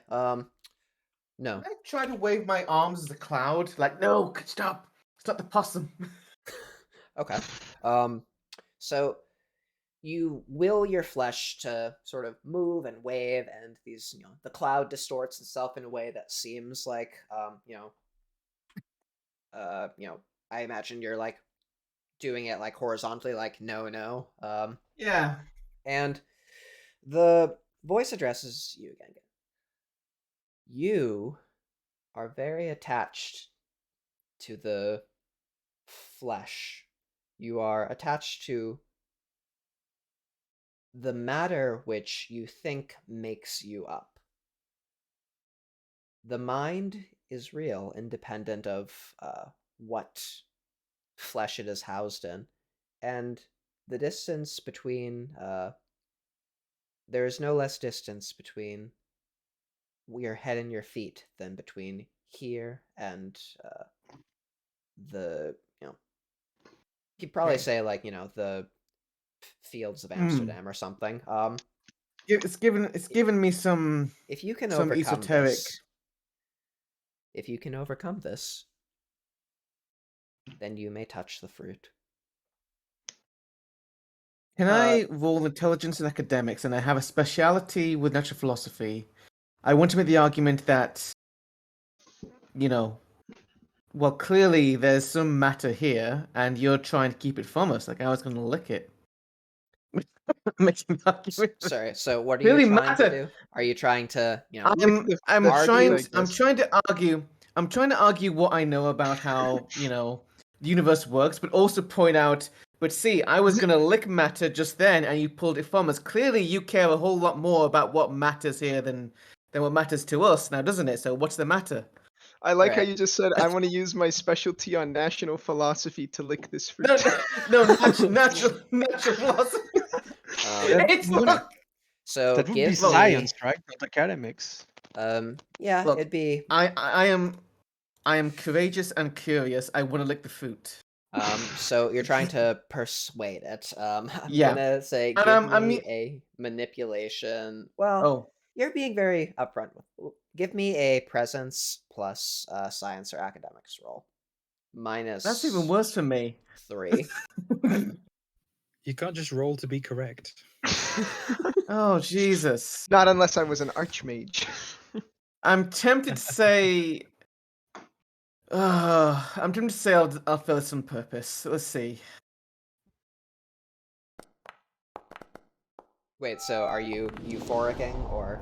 I'm failing. I'm Okay, well- euphoricing. I am high off of this shit. I want to lick Okay. some fruit. So you just hear Kessin sort of rambling about sort of well, basically just said what Angry Chisholm the clouds. player said, which is a good example of demented euphoric ranting. So go ahead and take a beat for that. And you hear probably like a very short, amused chuckle. Says, yeah, okay. So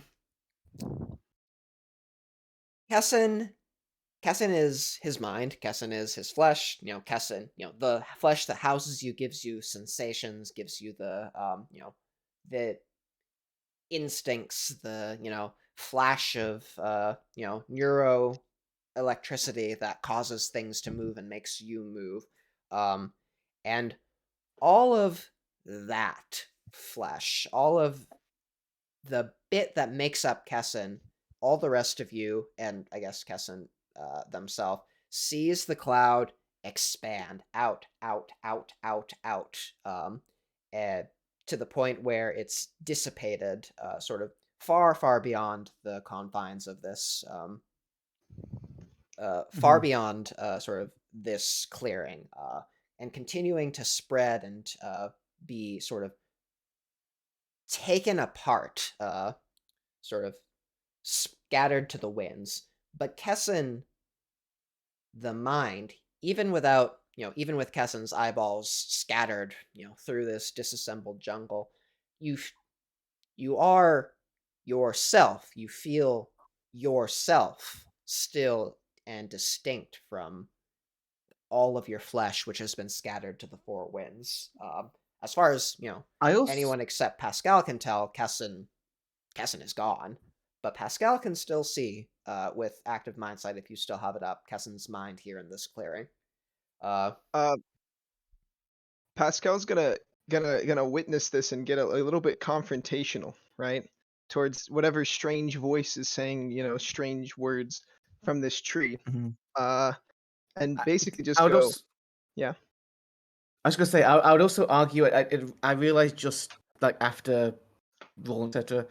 that for Kessin there's probably even and this is also a deliberate point of like failing to roll as well, is that Kessin is definitely getting emotional because I kind of imagine that for them being trans, like there is a level of like almost privilege of the sin, kind of dismissing like the effects that your body has on perception, etc., and like how society treats you, etc. It's like you don't know what the fuck you're talking about, strange plant voice, and kind of like getting maybe starts like being like trying to be sensible, intellectual, but becomes like incredibly like almost irate with this stupid thing that is like clearly like doesn't know what it's talking about. Yeah, As far as and in Kessin's addition concerned. to that, you're a Thyrsus, mind inferior. Thyrsus Yeah, I don't mean, it's all like have combined with this. Thyrsus don't have a conception of mind as distinct entity. Like the mind. What you mean, like that spirit that lives inside of our brain? But Yeah, yes, John is having problems with that too. But yeah. Pascal's going to say, Dalian you just know, screaming. gonna respond to the spirit or whatever, this tree, I mean, he would probably think of it as some sort of disembodied tree spirit thing. And he would say, listen, this base matter, or whatever you said, might not be me, but it is mine, right? And then he's going to try to forcibly reach out to stop that expanding cloud of Kessin from getting too, too, what do you say, diffuse. Mm-hmm. So he's gonna try to like will himself forward to like grab it. Okay. So it happens quite quickly. Pascal, give me a Gnosis plus mind roll. Wait, I have a question. Sure. Does did my artifact? What's happening to my artifact? Yeah, I didn't really tell you what happened to your stuff, did I? Yeah. You don't really. It's in there somewhere, presumably. It's not like you have, like, your flesh is all diffuse, but your backpacks are sort of in place. But you can definitely feel your artifact, in particular, your necklace, somewhere inside of you. Oh god. Okay. Also, it just occurred to me, Toast. This reminds me of the last time where like I had a dedicated tool and like, where's it gone? It's gone. Like, see you, like your physical items are gone, everyone. Right. It's there somewhere. You might just have to dig through some Yeah, I'm gonna some try to bone bring flesh. into the fourth. Yeah. Cool. But so you dramatically failed. So you sort of you're in this place of sort of you're in this place where you feel that you're this is sort of more up Pascal's alley than it is up the rest of them. You feel that this place is very resonant with your arcana, with your understandings of the world, and you try to reflexively sort of reach out your will with a capital W and take hold of whatever it is that this thing is doing. And you feel yourself just sort of overstretch yourself and are rebuffed by the space itself.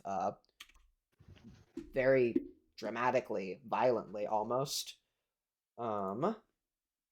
Let's see.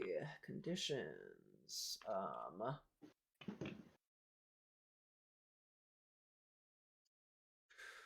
How about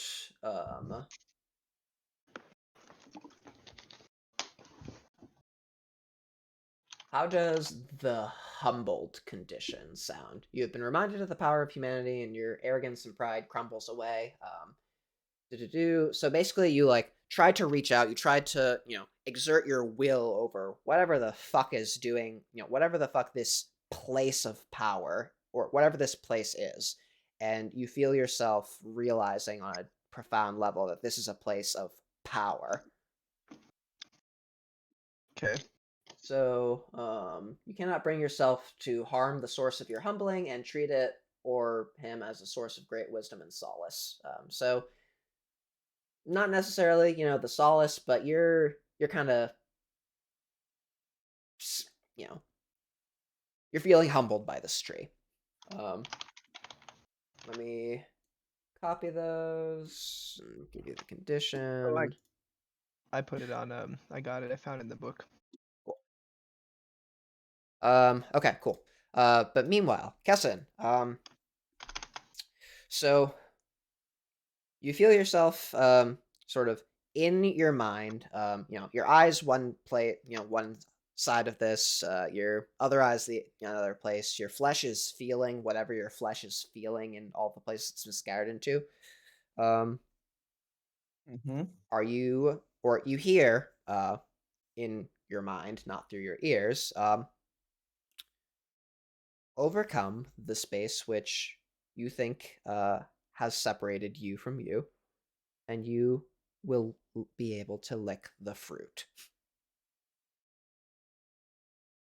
I really want this fruit. Dalian, try something. So how would what do you want to Hello? try to do? Real quickly.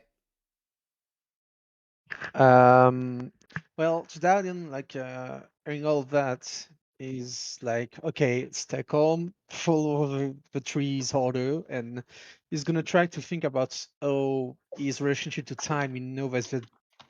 Like if he didn't wake up tomorrow, he could be at somewhere else. He could be like community. Like there's an infinite number of places or things he could be, and referring to different timeline, and he could be in all of this, and probably is in all of this. He hasn't figured it out yet, but he's trying to think of his place as that. That just you in the present could be anywhere if you just chose something else. So he's trying to. I don't know if I'm speaking senses. If I'm making any sense. I get it. Yeah. So you're thinking of this place as sort of or the current situation as sort of a place of possibility, or not necessarily a place, but like anything is possible. It's not different. That's like if it's possible it wouldn't be here today. So here and now are less space has less meaning. That's the decision that led him to this place. Okay. So are you trying to do something, or is that just he's what trying to Dalian's coming to terms with? No, he's trying to he's coming to terms with it, but he's trying to redefine the space he's in as more of a series of decision than a series of movement and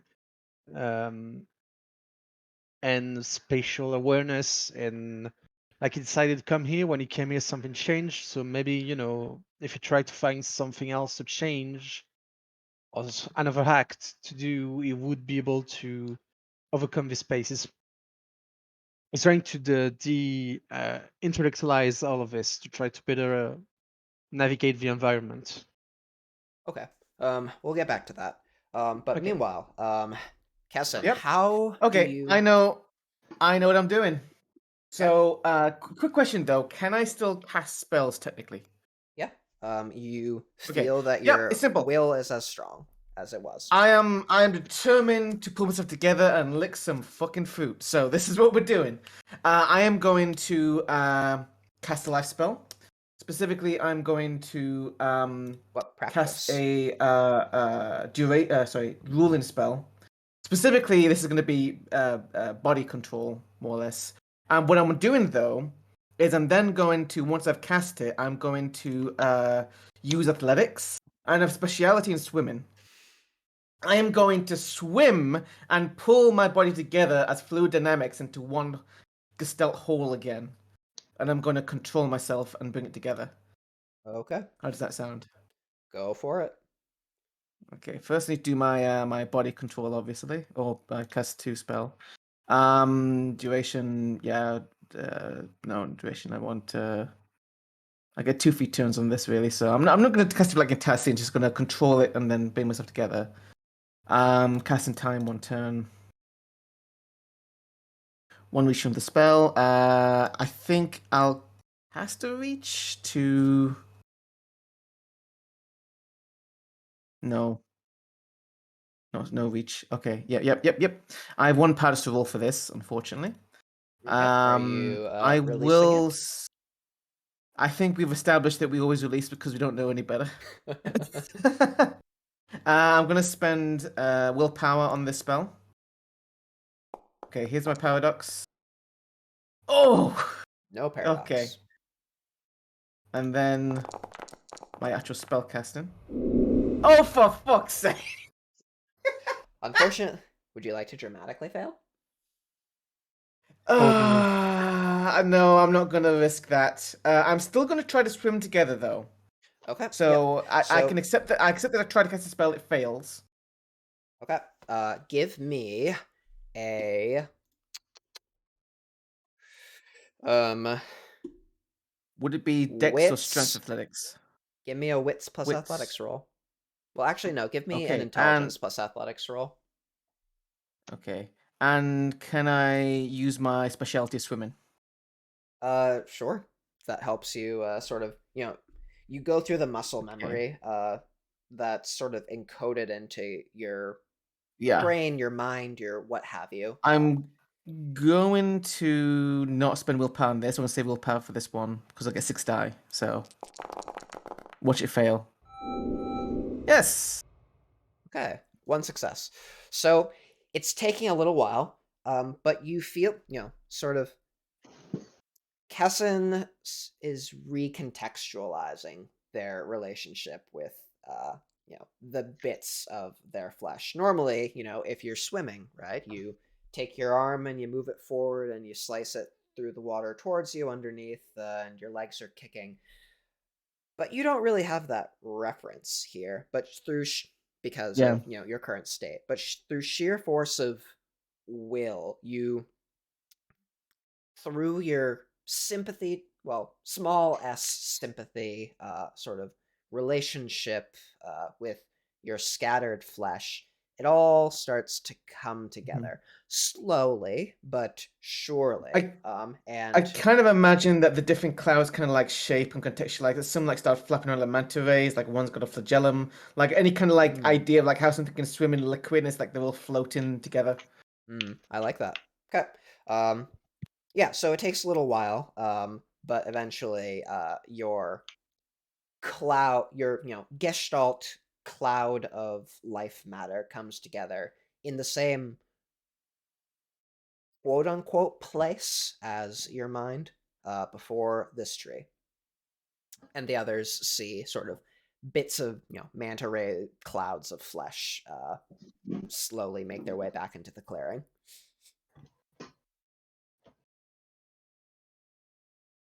And is Kesson sort of reforming into the shape that we're all in, or into before we were exploded? Yeah, unless they explicitly want to take a different form with their Gestalt cloud, using their newly gained understanding of how to move in this accursed place. But eventually, if nothing else, sort of dramatic comes to pass. There's a sense of. Sorry, go ahead. Well, I'm not 100% clear on what exactly is the riddle here. I'm not quite grasping it. So the principle, or sort of out of character, the principle it's getting across is that even though the flesh is distinct, the flesh sort of is the carriage in which the mind lives. This thing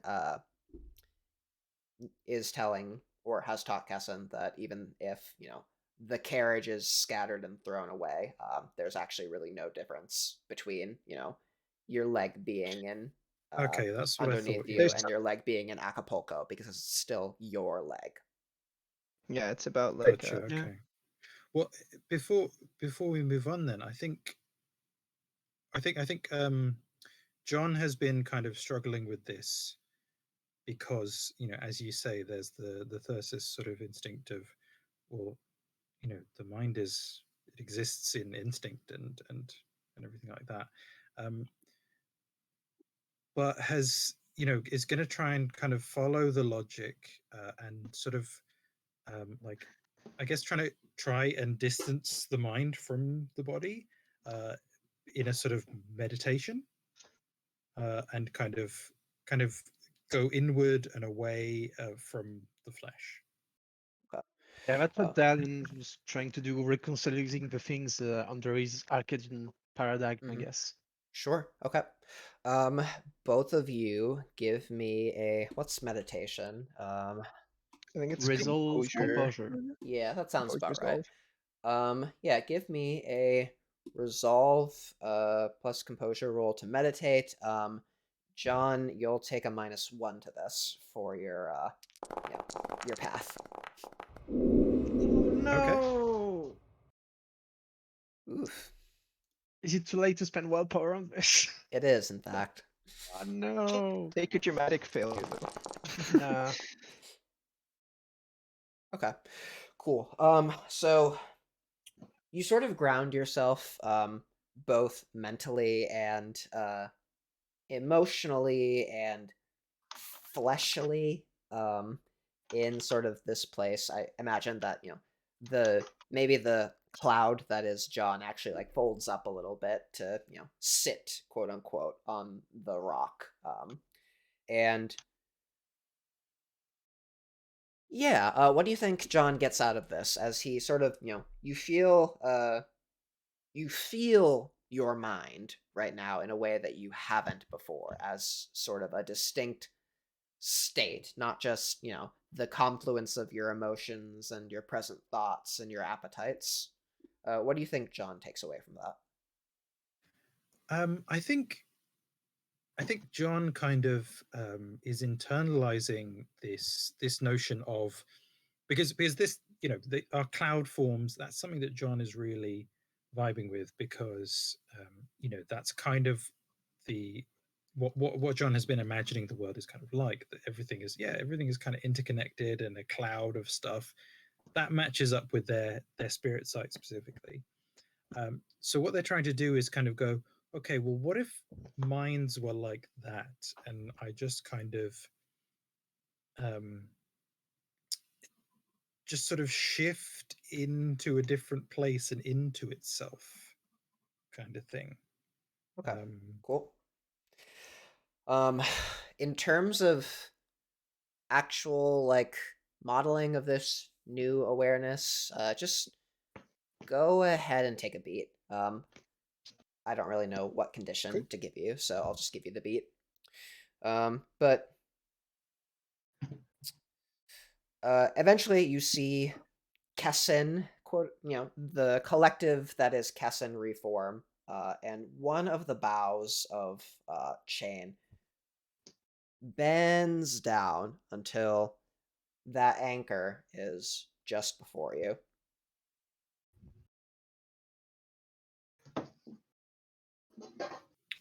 John is going to kind of before Kessin. Oh, sorry. Go ahead. Oh, it's offering me fruit? Yeah. You, with all of your newly assembled olfactory nerves, smell the rusty, irony, sickly sweet scent wafting off of it. I am going to reach for it. Can I pluck fruit? You can certainly move your mouth and hands into the fruit, and when your flesh touches it, it falls off of the branch, which recedes. Yep. I want to do a perception with my trained observer. I want to see what I can tell about this fruit. I want to cast Mage Sight, Life and Spirit, and I want to eat it. I want to look at eat it. Okay. No, unless it comes up like, oh shit, this is very dangerous. Okay. Hopefully, if I do get poisoned, I have a spell for that. Okay, so I'm not going to make you roll for any of this, but you become, you pour over this thing with all of your naturalist instincts. You try to actually, you know what it looks. You know what it looks like. I want to describe that the cloud, assuming I'm still in a cloud, it looks like a cloud of angry piranhas going around the fruit. No. Yeah. I posted that in the when you in the Discord, a meme about that. Oh yeah. Yeah. But yeah, so gathering all of the detail that you can about it through, all of your diffused now senses, like, okay, does it have seeds or a rind or anything? No, it's an anchor. Does it, have what's its like structure? Does it have like, is it very juicy inside, or no, it's an anchor. And eventually I'm gonna imagine that Kessen's like combination curiosity, hunger, like fueled by obsession, just gives up on, being repeatedly told that yes, this is an anchor, but also it's fruit by all of his senses, and he just devours it. Everyone else probably sees like the piranha just like work its way through the, full-sized anchor, relative, in extremely quick order, and you feel yourself being filled with this sense of nausea, vertigo, possibility, hope, loss, or disorientation, as sort of you feel for just a brief sense, or just a brief moment, as if you were everywhere, and the feeling ends. In terms of actual consequences, it's given you a condition, but that's the sort of gist, as everyone sees this angry cloud of piranhas like momentarily sated with all of the fruit gone. Well, So I get the arcane beat right. So Yep, did also sure. get an arcane beat for the just like pulling stuff together, like solving the riddle, quote unquote. We'll consider those the same. Okay. But this probably does hit your obsession in some way. Go ahead, Scout. Oh yeah.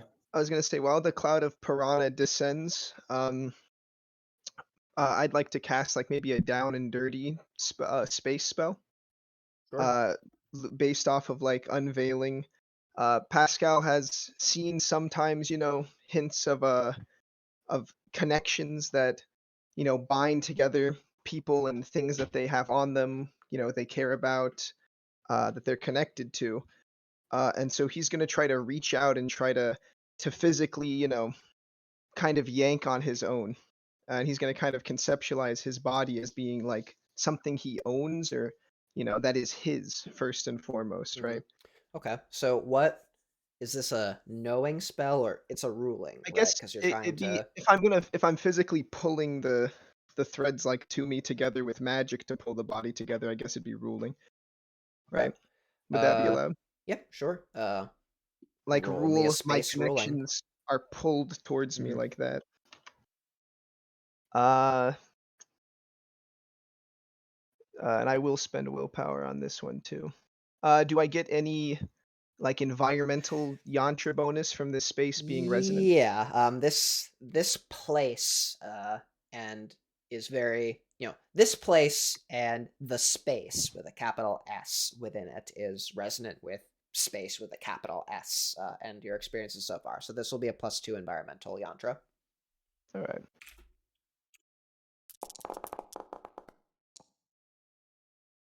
Hey, there we go. That's all you Okay. need. Yep. So you cast your spell, and how does Pascal understand or see connections? What's the imago? So Pascal tends to see connections as things reflecting each other and influencing each other in turn, like glimpses of images that reflect them. So in this case, he's kind of, the imago would be him like warping what he would perceive as his mind to kind of physically, reassemble his connections, right?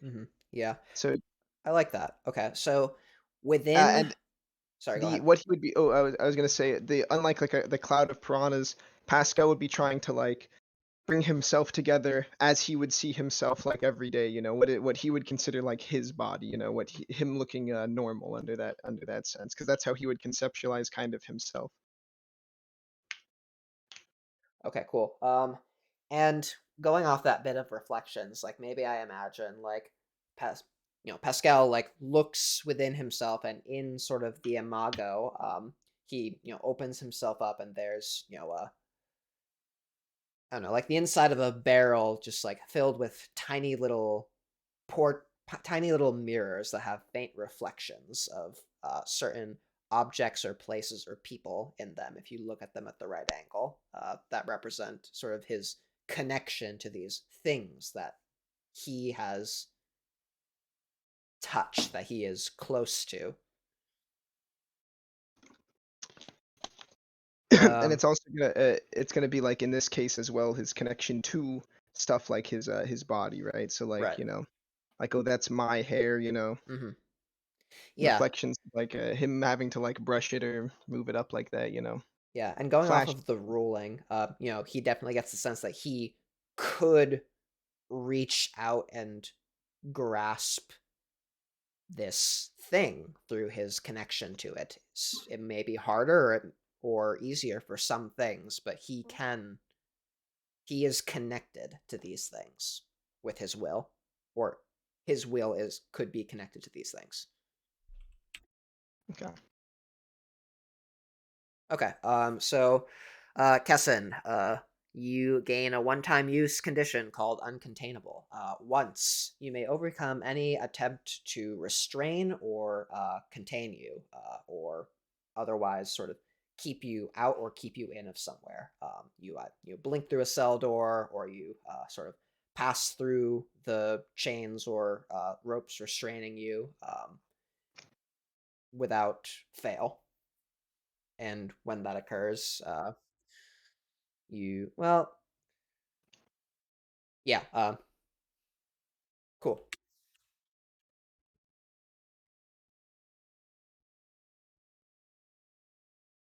Only once, though. Be smart with it. Okay, cool. So that occurs, and before too long passes, not more than a couple of moments, you feel something start to change around you. The clouds that are you start to feel heavier, denser, and you get the feeling that it's time to go.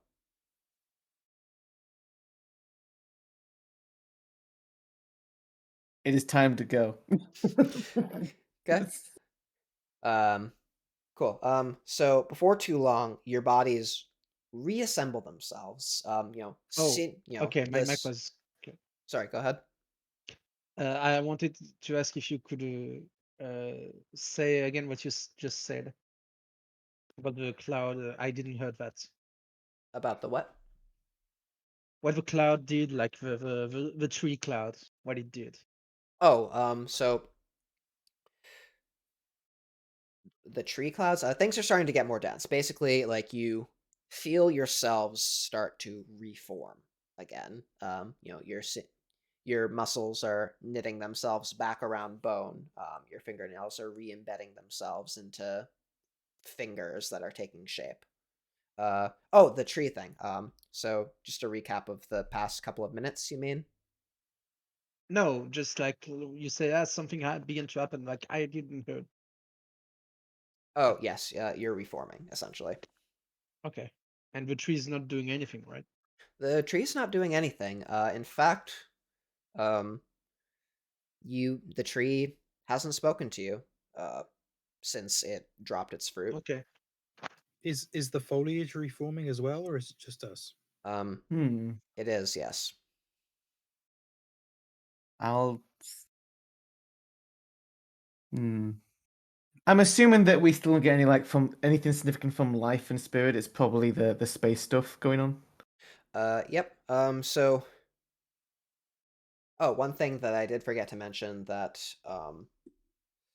John may have picked up on is that there is no twilight in here. Or in this place. Oh wow. But yeah, so if you do nothing, then eventually you find your flesh sort of reknits itself. Your parts put themselves back together, and after looking away briefly, you find the tree gone, and you are within what looks to be perfectly normal jungle.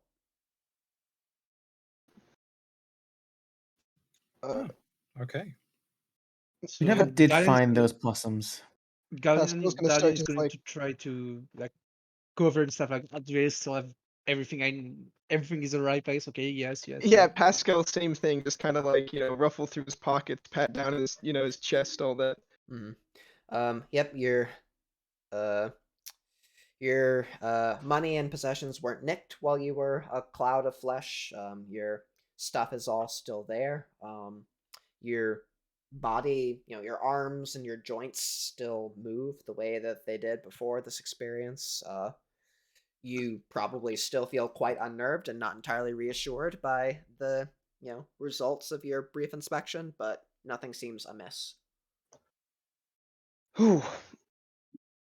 I was not expecting that.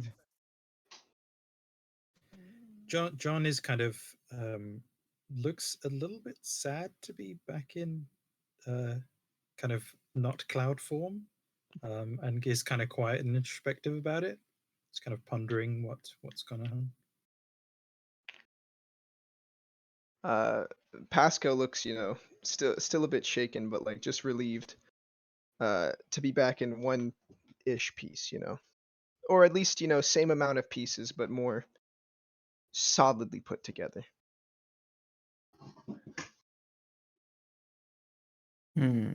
Should we find the trail again for the possums, or I have a feeling that was Could have gone anywhere.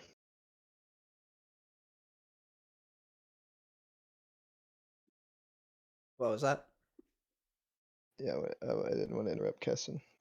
No, I have a feeling that was Can you? something else, something. What You we really need teleport to now? find is someone who knows more about these things. Wait, can you I'm a little tired of teleporting. What? I wouldn't be Yeah. surprised if it was in the fields of Amsterdam by now, given how it spoke. Ah, Can the you- fields of my youth. Can you move through space like the possum did? You all move through space. Just Oh, stop being use your stop legs. being like that. Very Sorry, funny. I get defensive when something tries to separate me into component pieces. Yes, That was which is why I not was fun. you hate the food. Like, are you alright with that? The fruit was great. The And- being separated into a cloud was not. Yes, I know. We were all separated into cloud. I didn't like that at all. Like, do you have any like abilities now? Can you? The possum were able to do that. I hold my hands out dramatically as if I'm going to shoot lightning from the tips, and then nothing happened. It's like, nah. Well, that was all for nothing then. I don't know. Tasted interesting. Like, it felt like it was trying bit of to everything. teach us something. Like it wanted to be known. He had a very authoritarian way of teaching. Why does all this wacky stuff have to be so aggressive? Yeah, first it's a larceny, now it's a bodily violation. Still wonder Okay, what should so disappear. do you guys just sort of sit around talking about the experience for a while, or Yeah, Yeah, okay, cool. Yeah. Pascal think- will ask if they saw the little I guess the whatever the mines kind of looked like. I was envisioning kind of like little wispy orb things, right? Sure. Pascal will ask about that, like So was everyone able to reorient themselves with their heads, their brains. Eventually. I don't want to Yeah, talk about John. it. I didn't like it. John is kind of like, no, I didn't see the minds. Is that what you see? And is in the same way that John had been kind of talking with Kesson about the how they both have the same sight really, and I think they had a lot of common ground with both being Thyrsus, but Well, is now quite interested in sort of the way that Pascal talks about their sight. it's not just the mind, it's you, I was keeping tabs on where you were, and you and you weren't in any of the meat.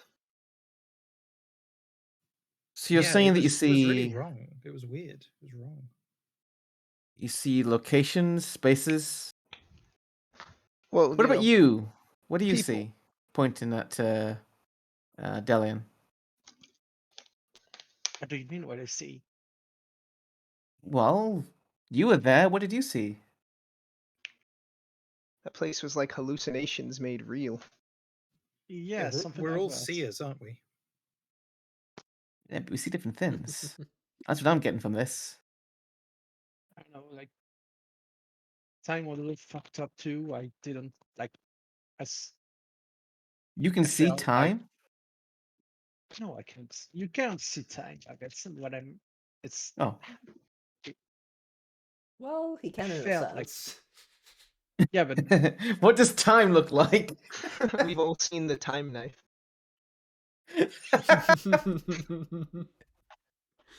Yes, there's a time that we all see. Like, what? No, we haven't. Like, that's just like what? Okay. Sorry. Go ahead, Emmerich. I don't know what I was saying. Like, Oh. God. So does Dalian just say, I see, and then just sort of trail off, or? No, it just like I don't see like it's not. It's hard to explain. So Dalian has seen people with destinies before, right? Yeah. When he's looked at people, passing through port, with his sight, sometimes he sees someone who he can just sort of tell is destined for something in particular. So he knows that much of what he sees, even if temporal distortions and sort of the flow of time are slightly more Bit ephemeral than the esoteric. other sort of arcana. Yeah, he just doesn't know to explain it. He knows what he sees, but he doesn't know to put it into words. That's why he's stumbling. Okay, cool. That's fair. That place felt right. No, it didn't. It felt Well, I didn't horrible. like it. It felt different. It was uncomfortable. But I got The it. cloud part was unnerving, but the really bad part for me was with that tree thing. It had a very specific view. It Well- reminded me of well, I met something like a person that talked a bit like this, but I don't think it was a person. It's very, very hard to explain. Like Okay, John is very interested in this. I mean, that was some sort of tree spirit that was talking, right? Was it? I don't think it was a spirit. Oh yeah, I you didn't- talk to spirits? Well, Well, I look at um, John. There's And something he's gonna say that's- that Pascal says that like a joke. Like he doesn't like, oh yeah, Oh no, there's a Mr. moment Big where it's Spirit like talker on the block. There I mean, weren't any spirits, yeah. John just definitively says it.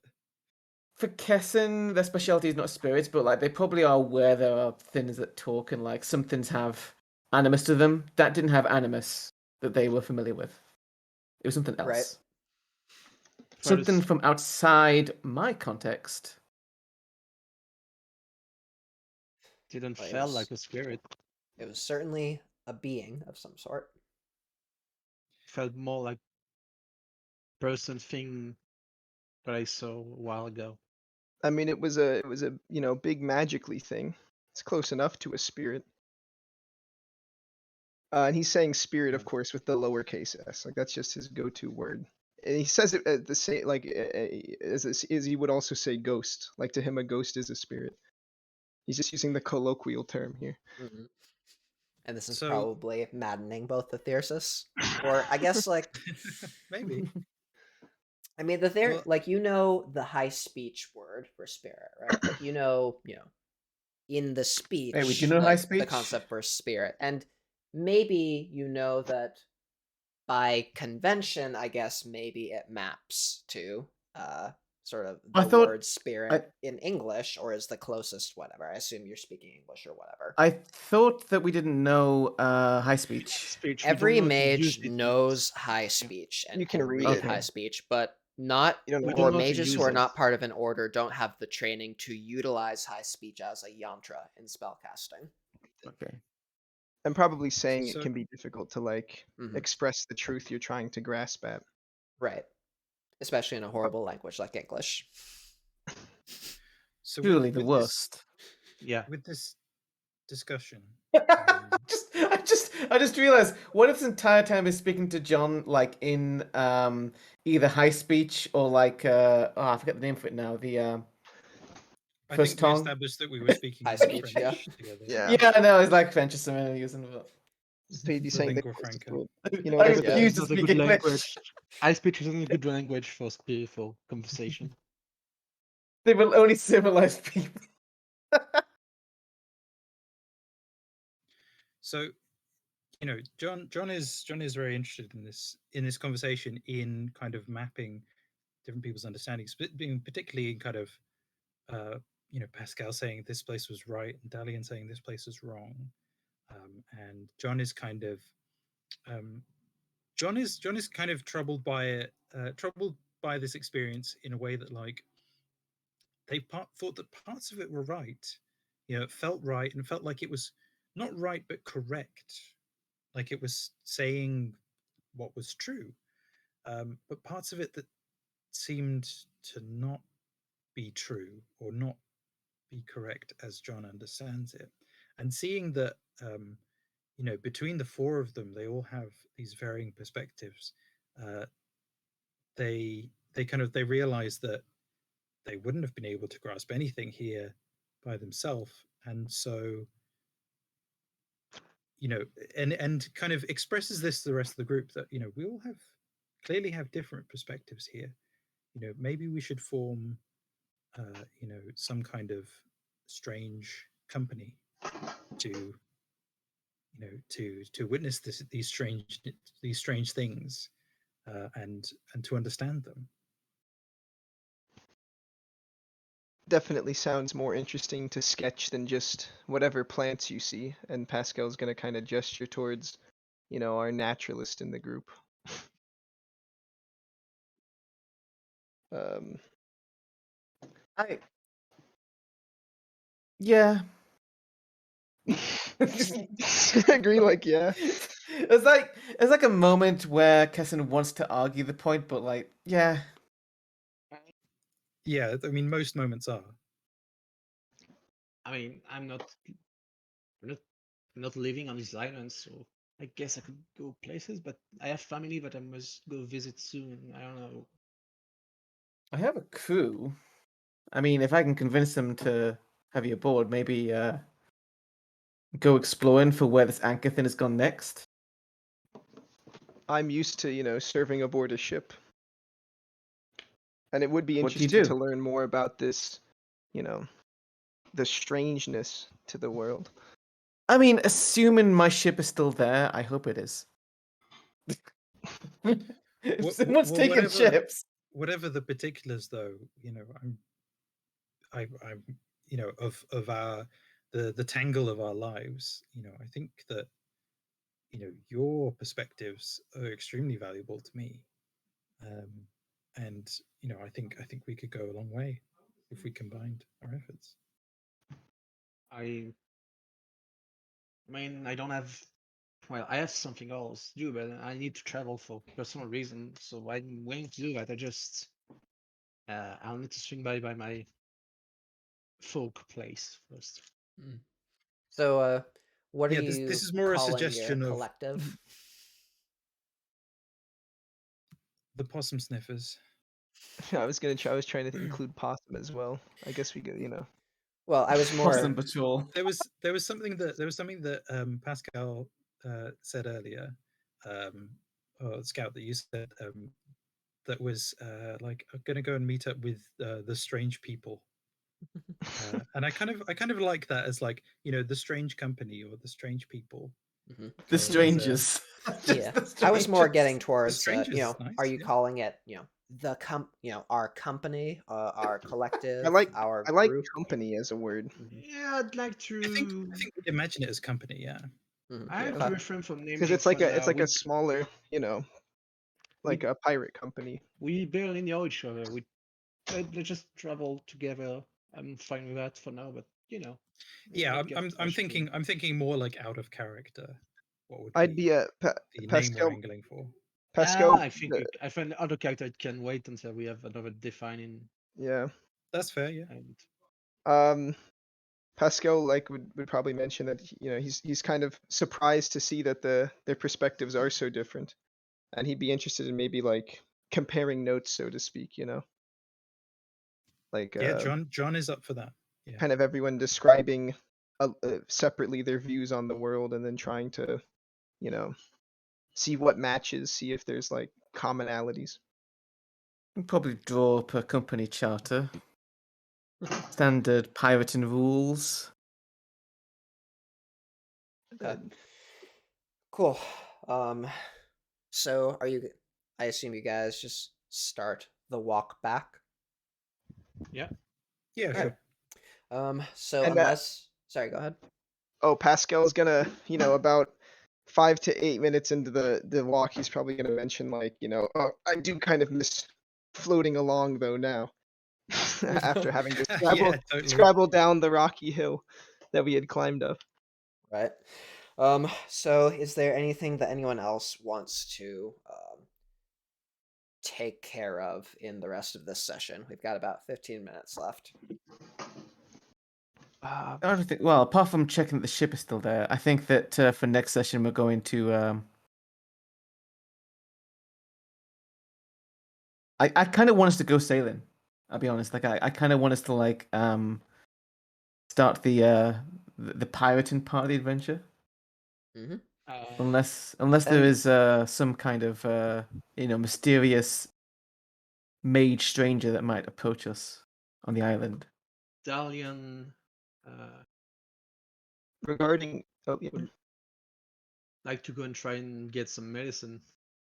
Okay. I can do medicine. Shut up. Yeah. Hold Okay. Still.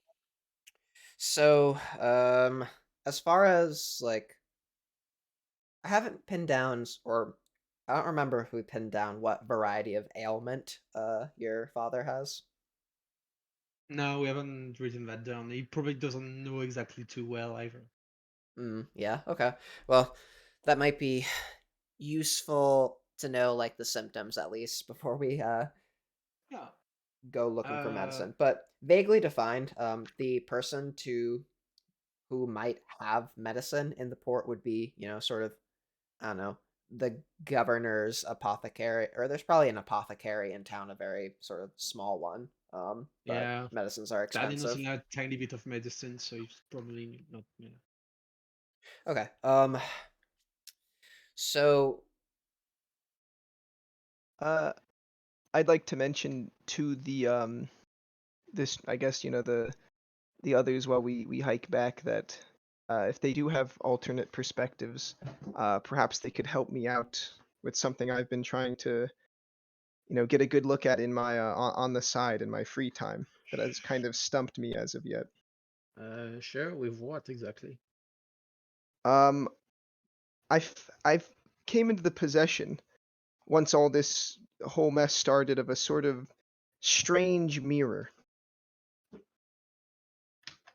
Oh, Yeah, John is also interested in helping with that. and what does a mirror do? Like, does it do I'm something not weird? quite sure. but I can tell that there's something off about it.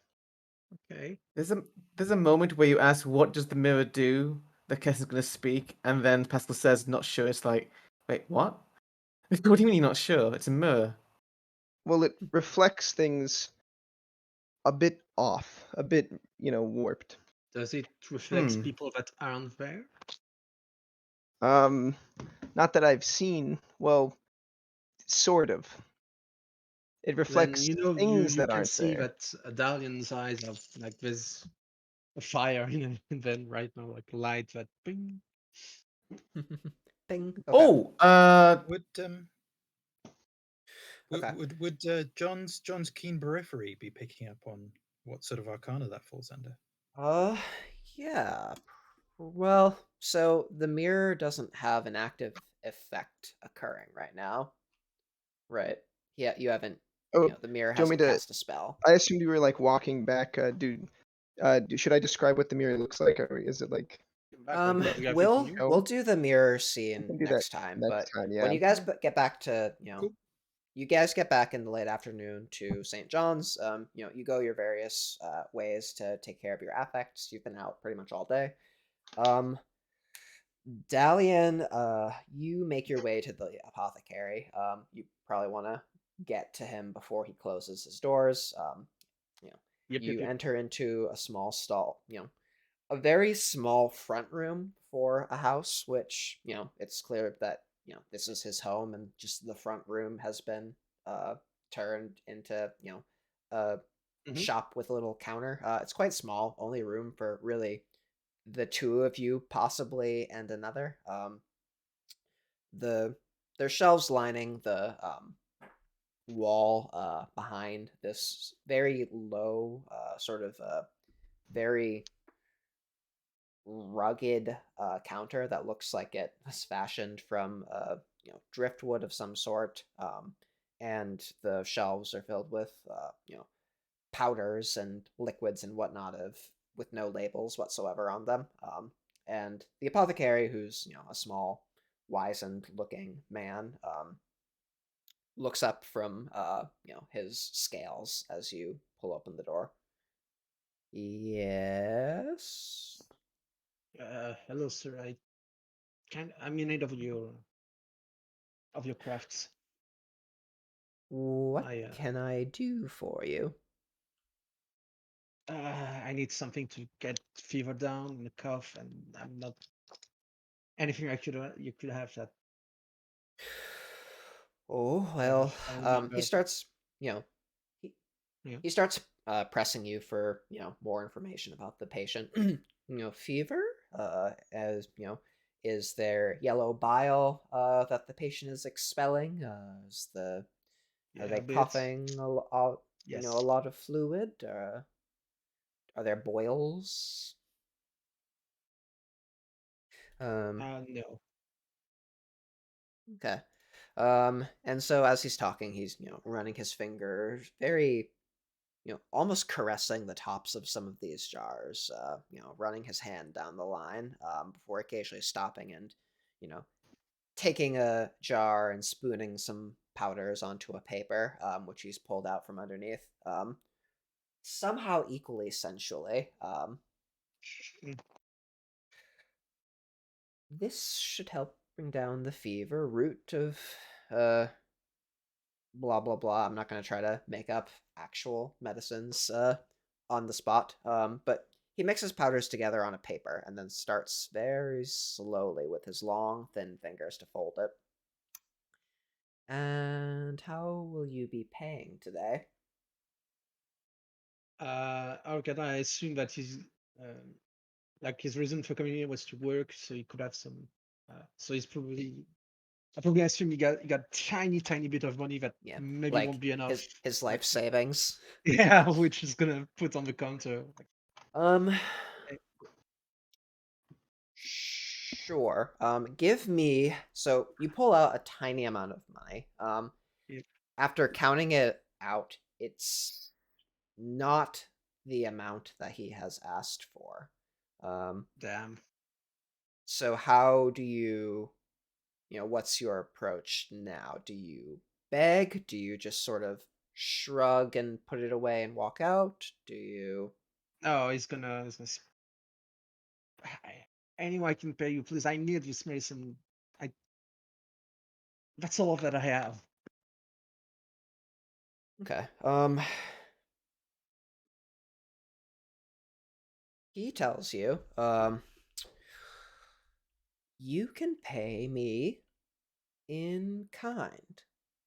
I require some ingredients that I'm low on. He reaches up and, taps one of the jars, and his, fingernail rings against it like a glass.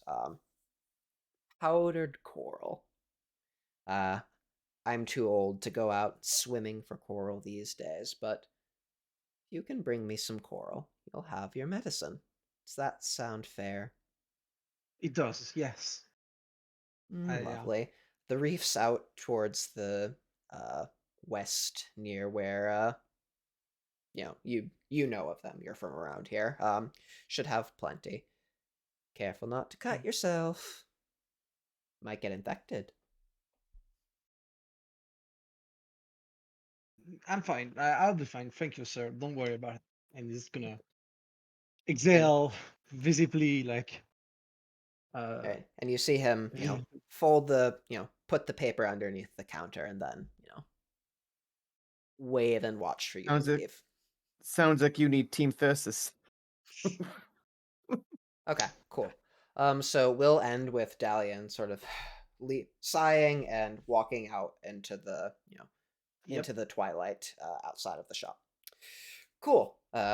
So thanks for playing, everyone. Hope that the session was fun for everyone. We will I will end the stream here. Thanks for watching, and take care.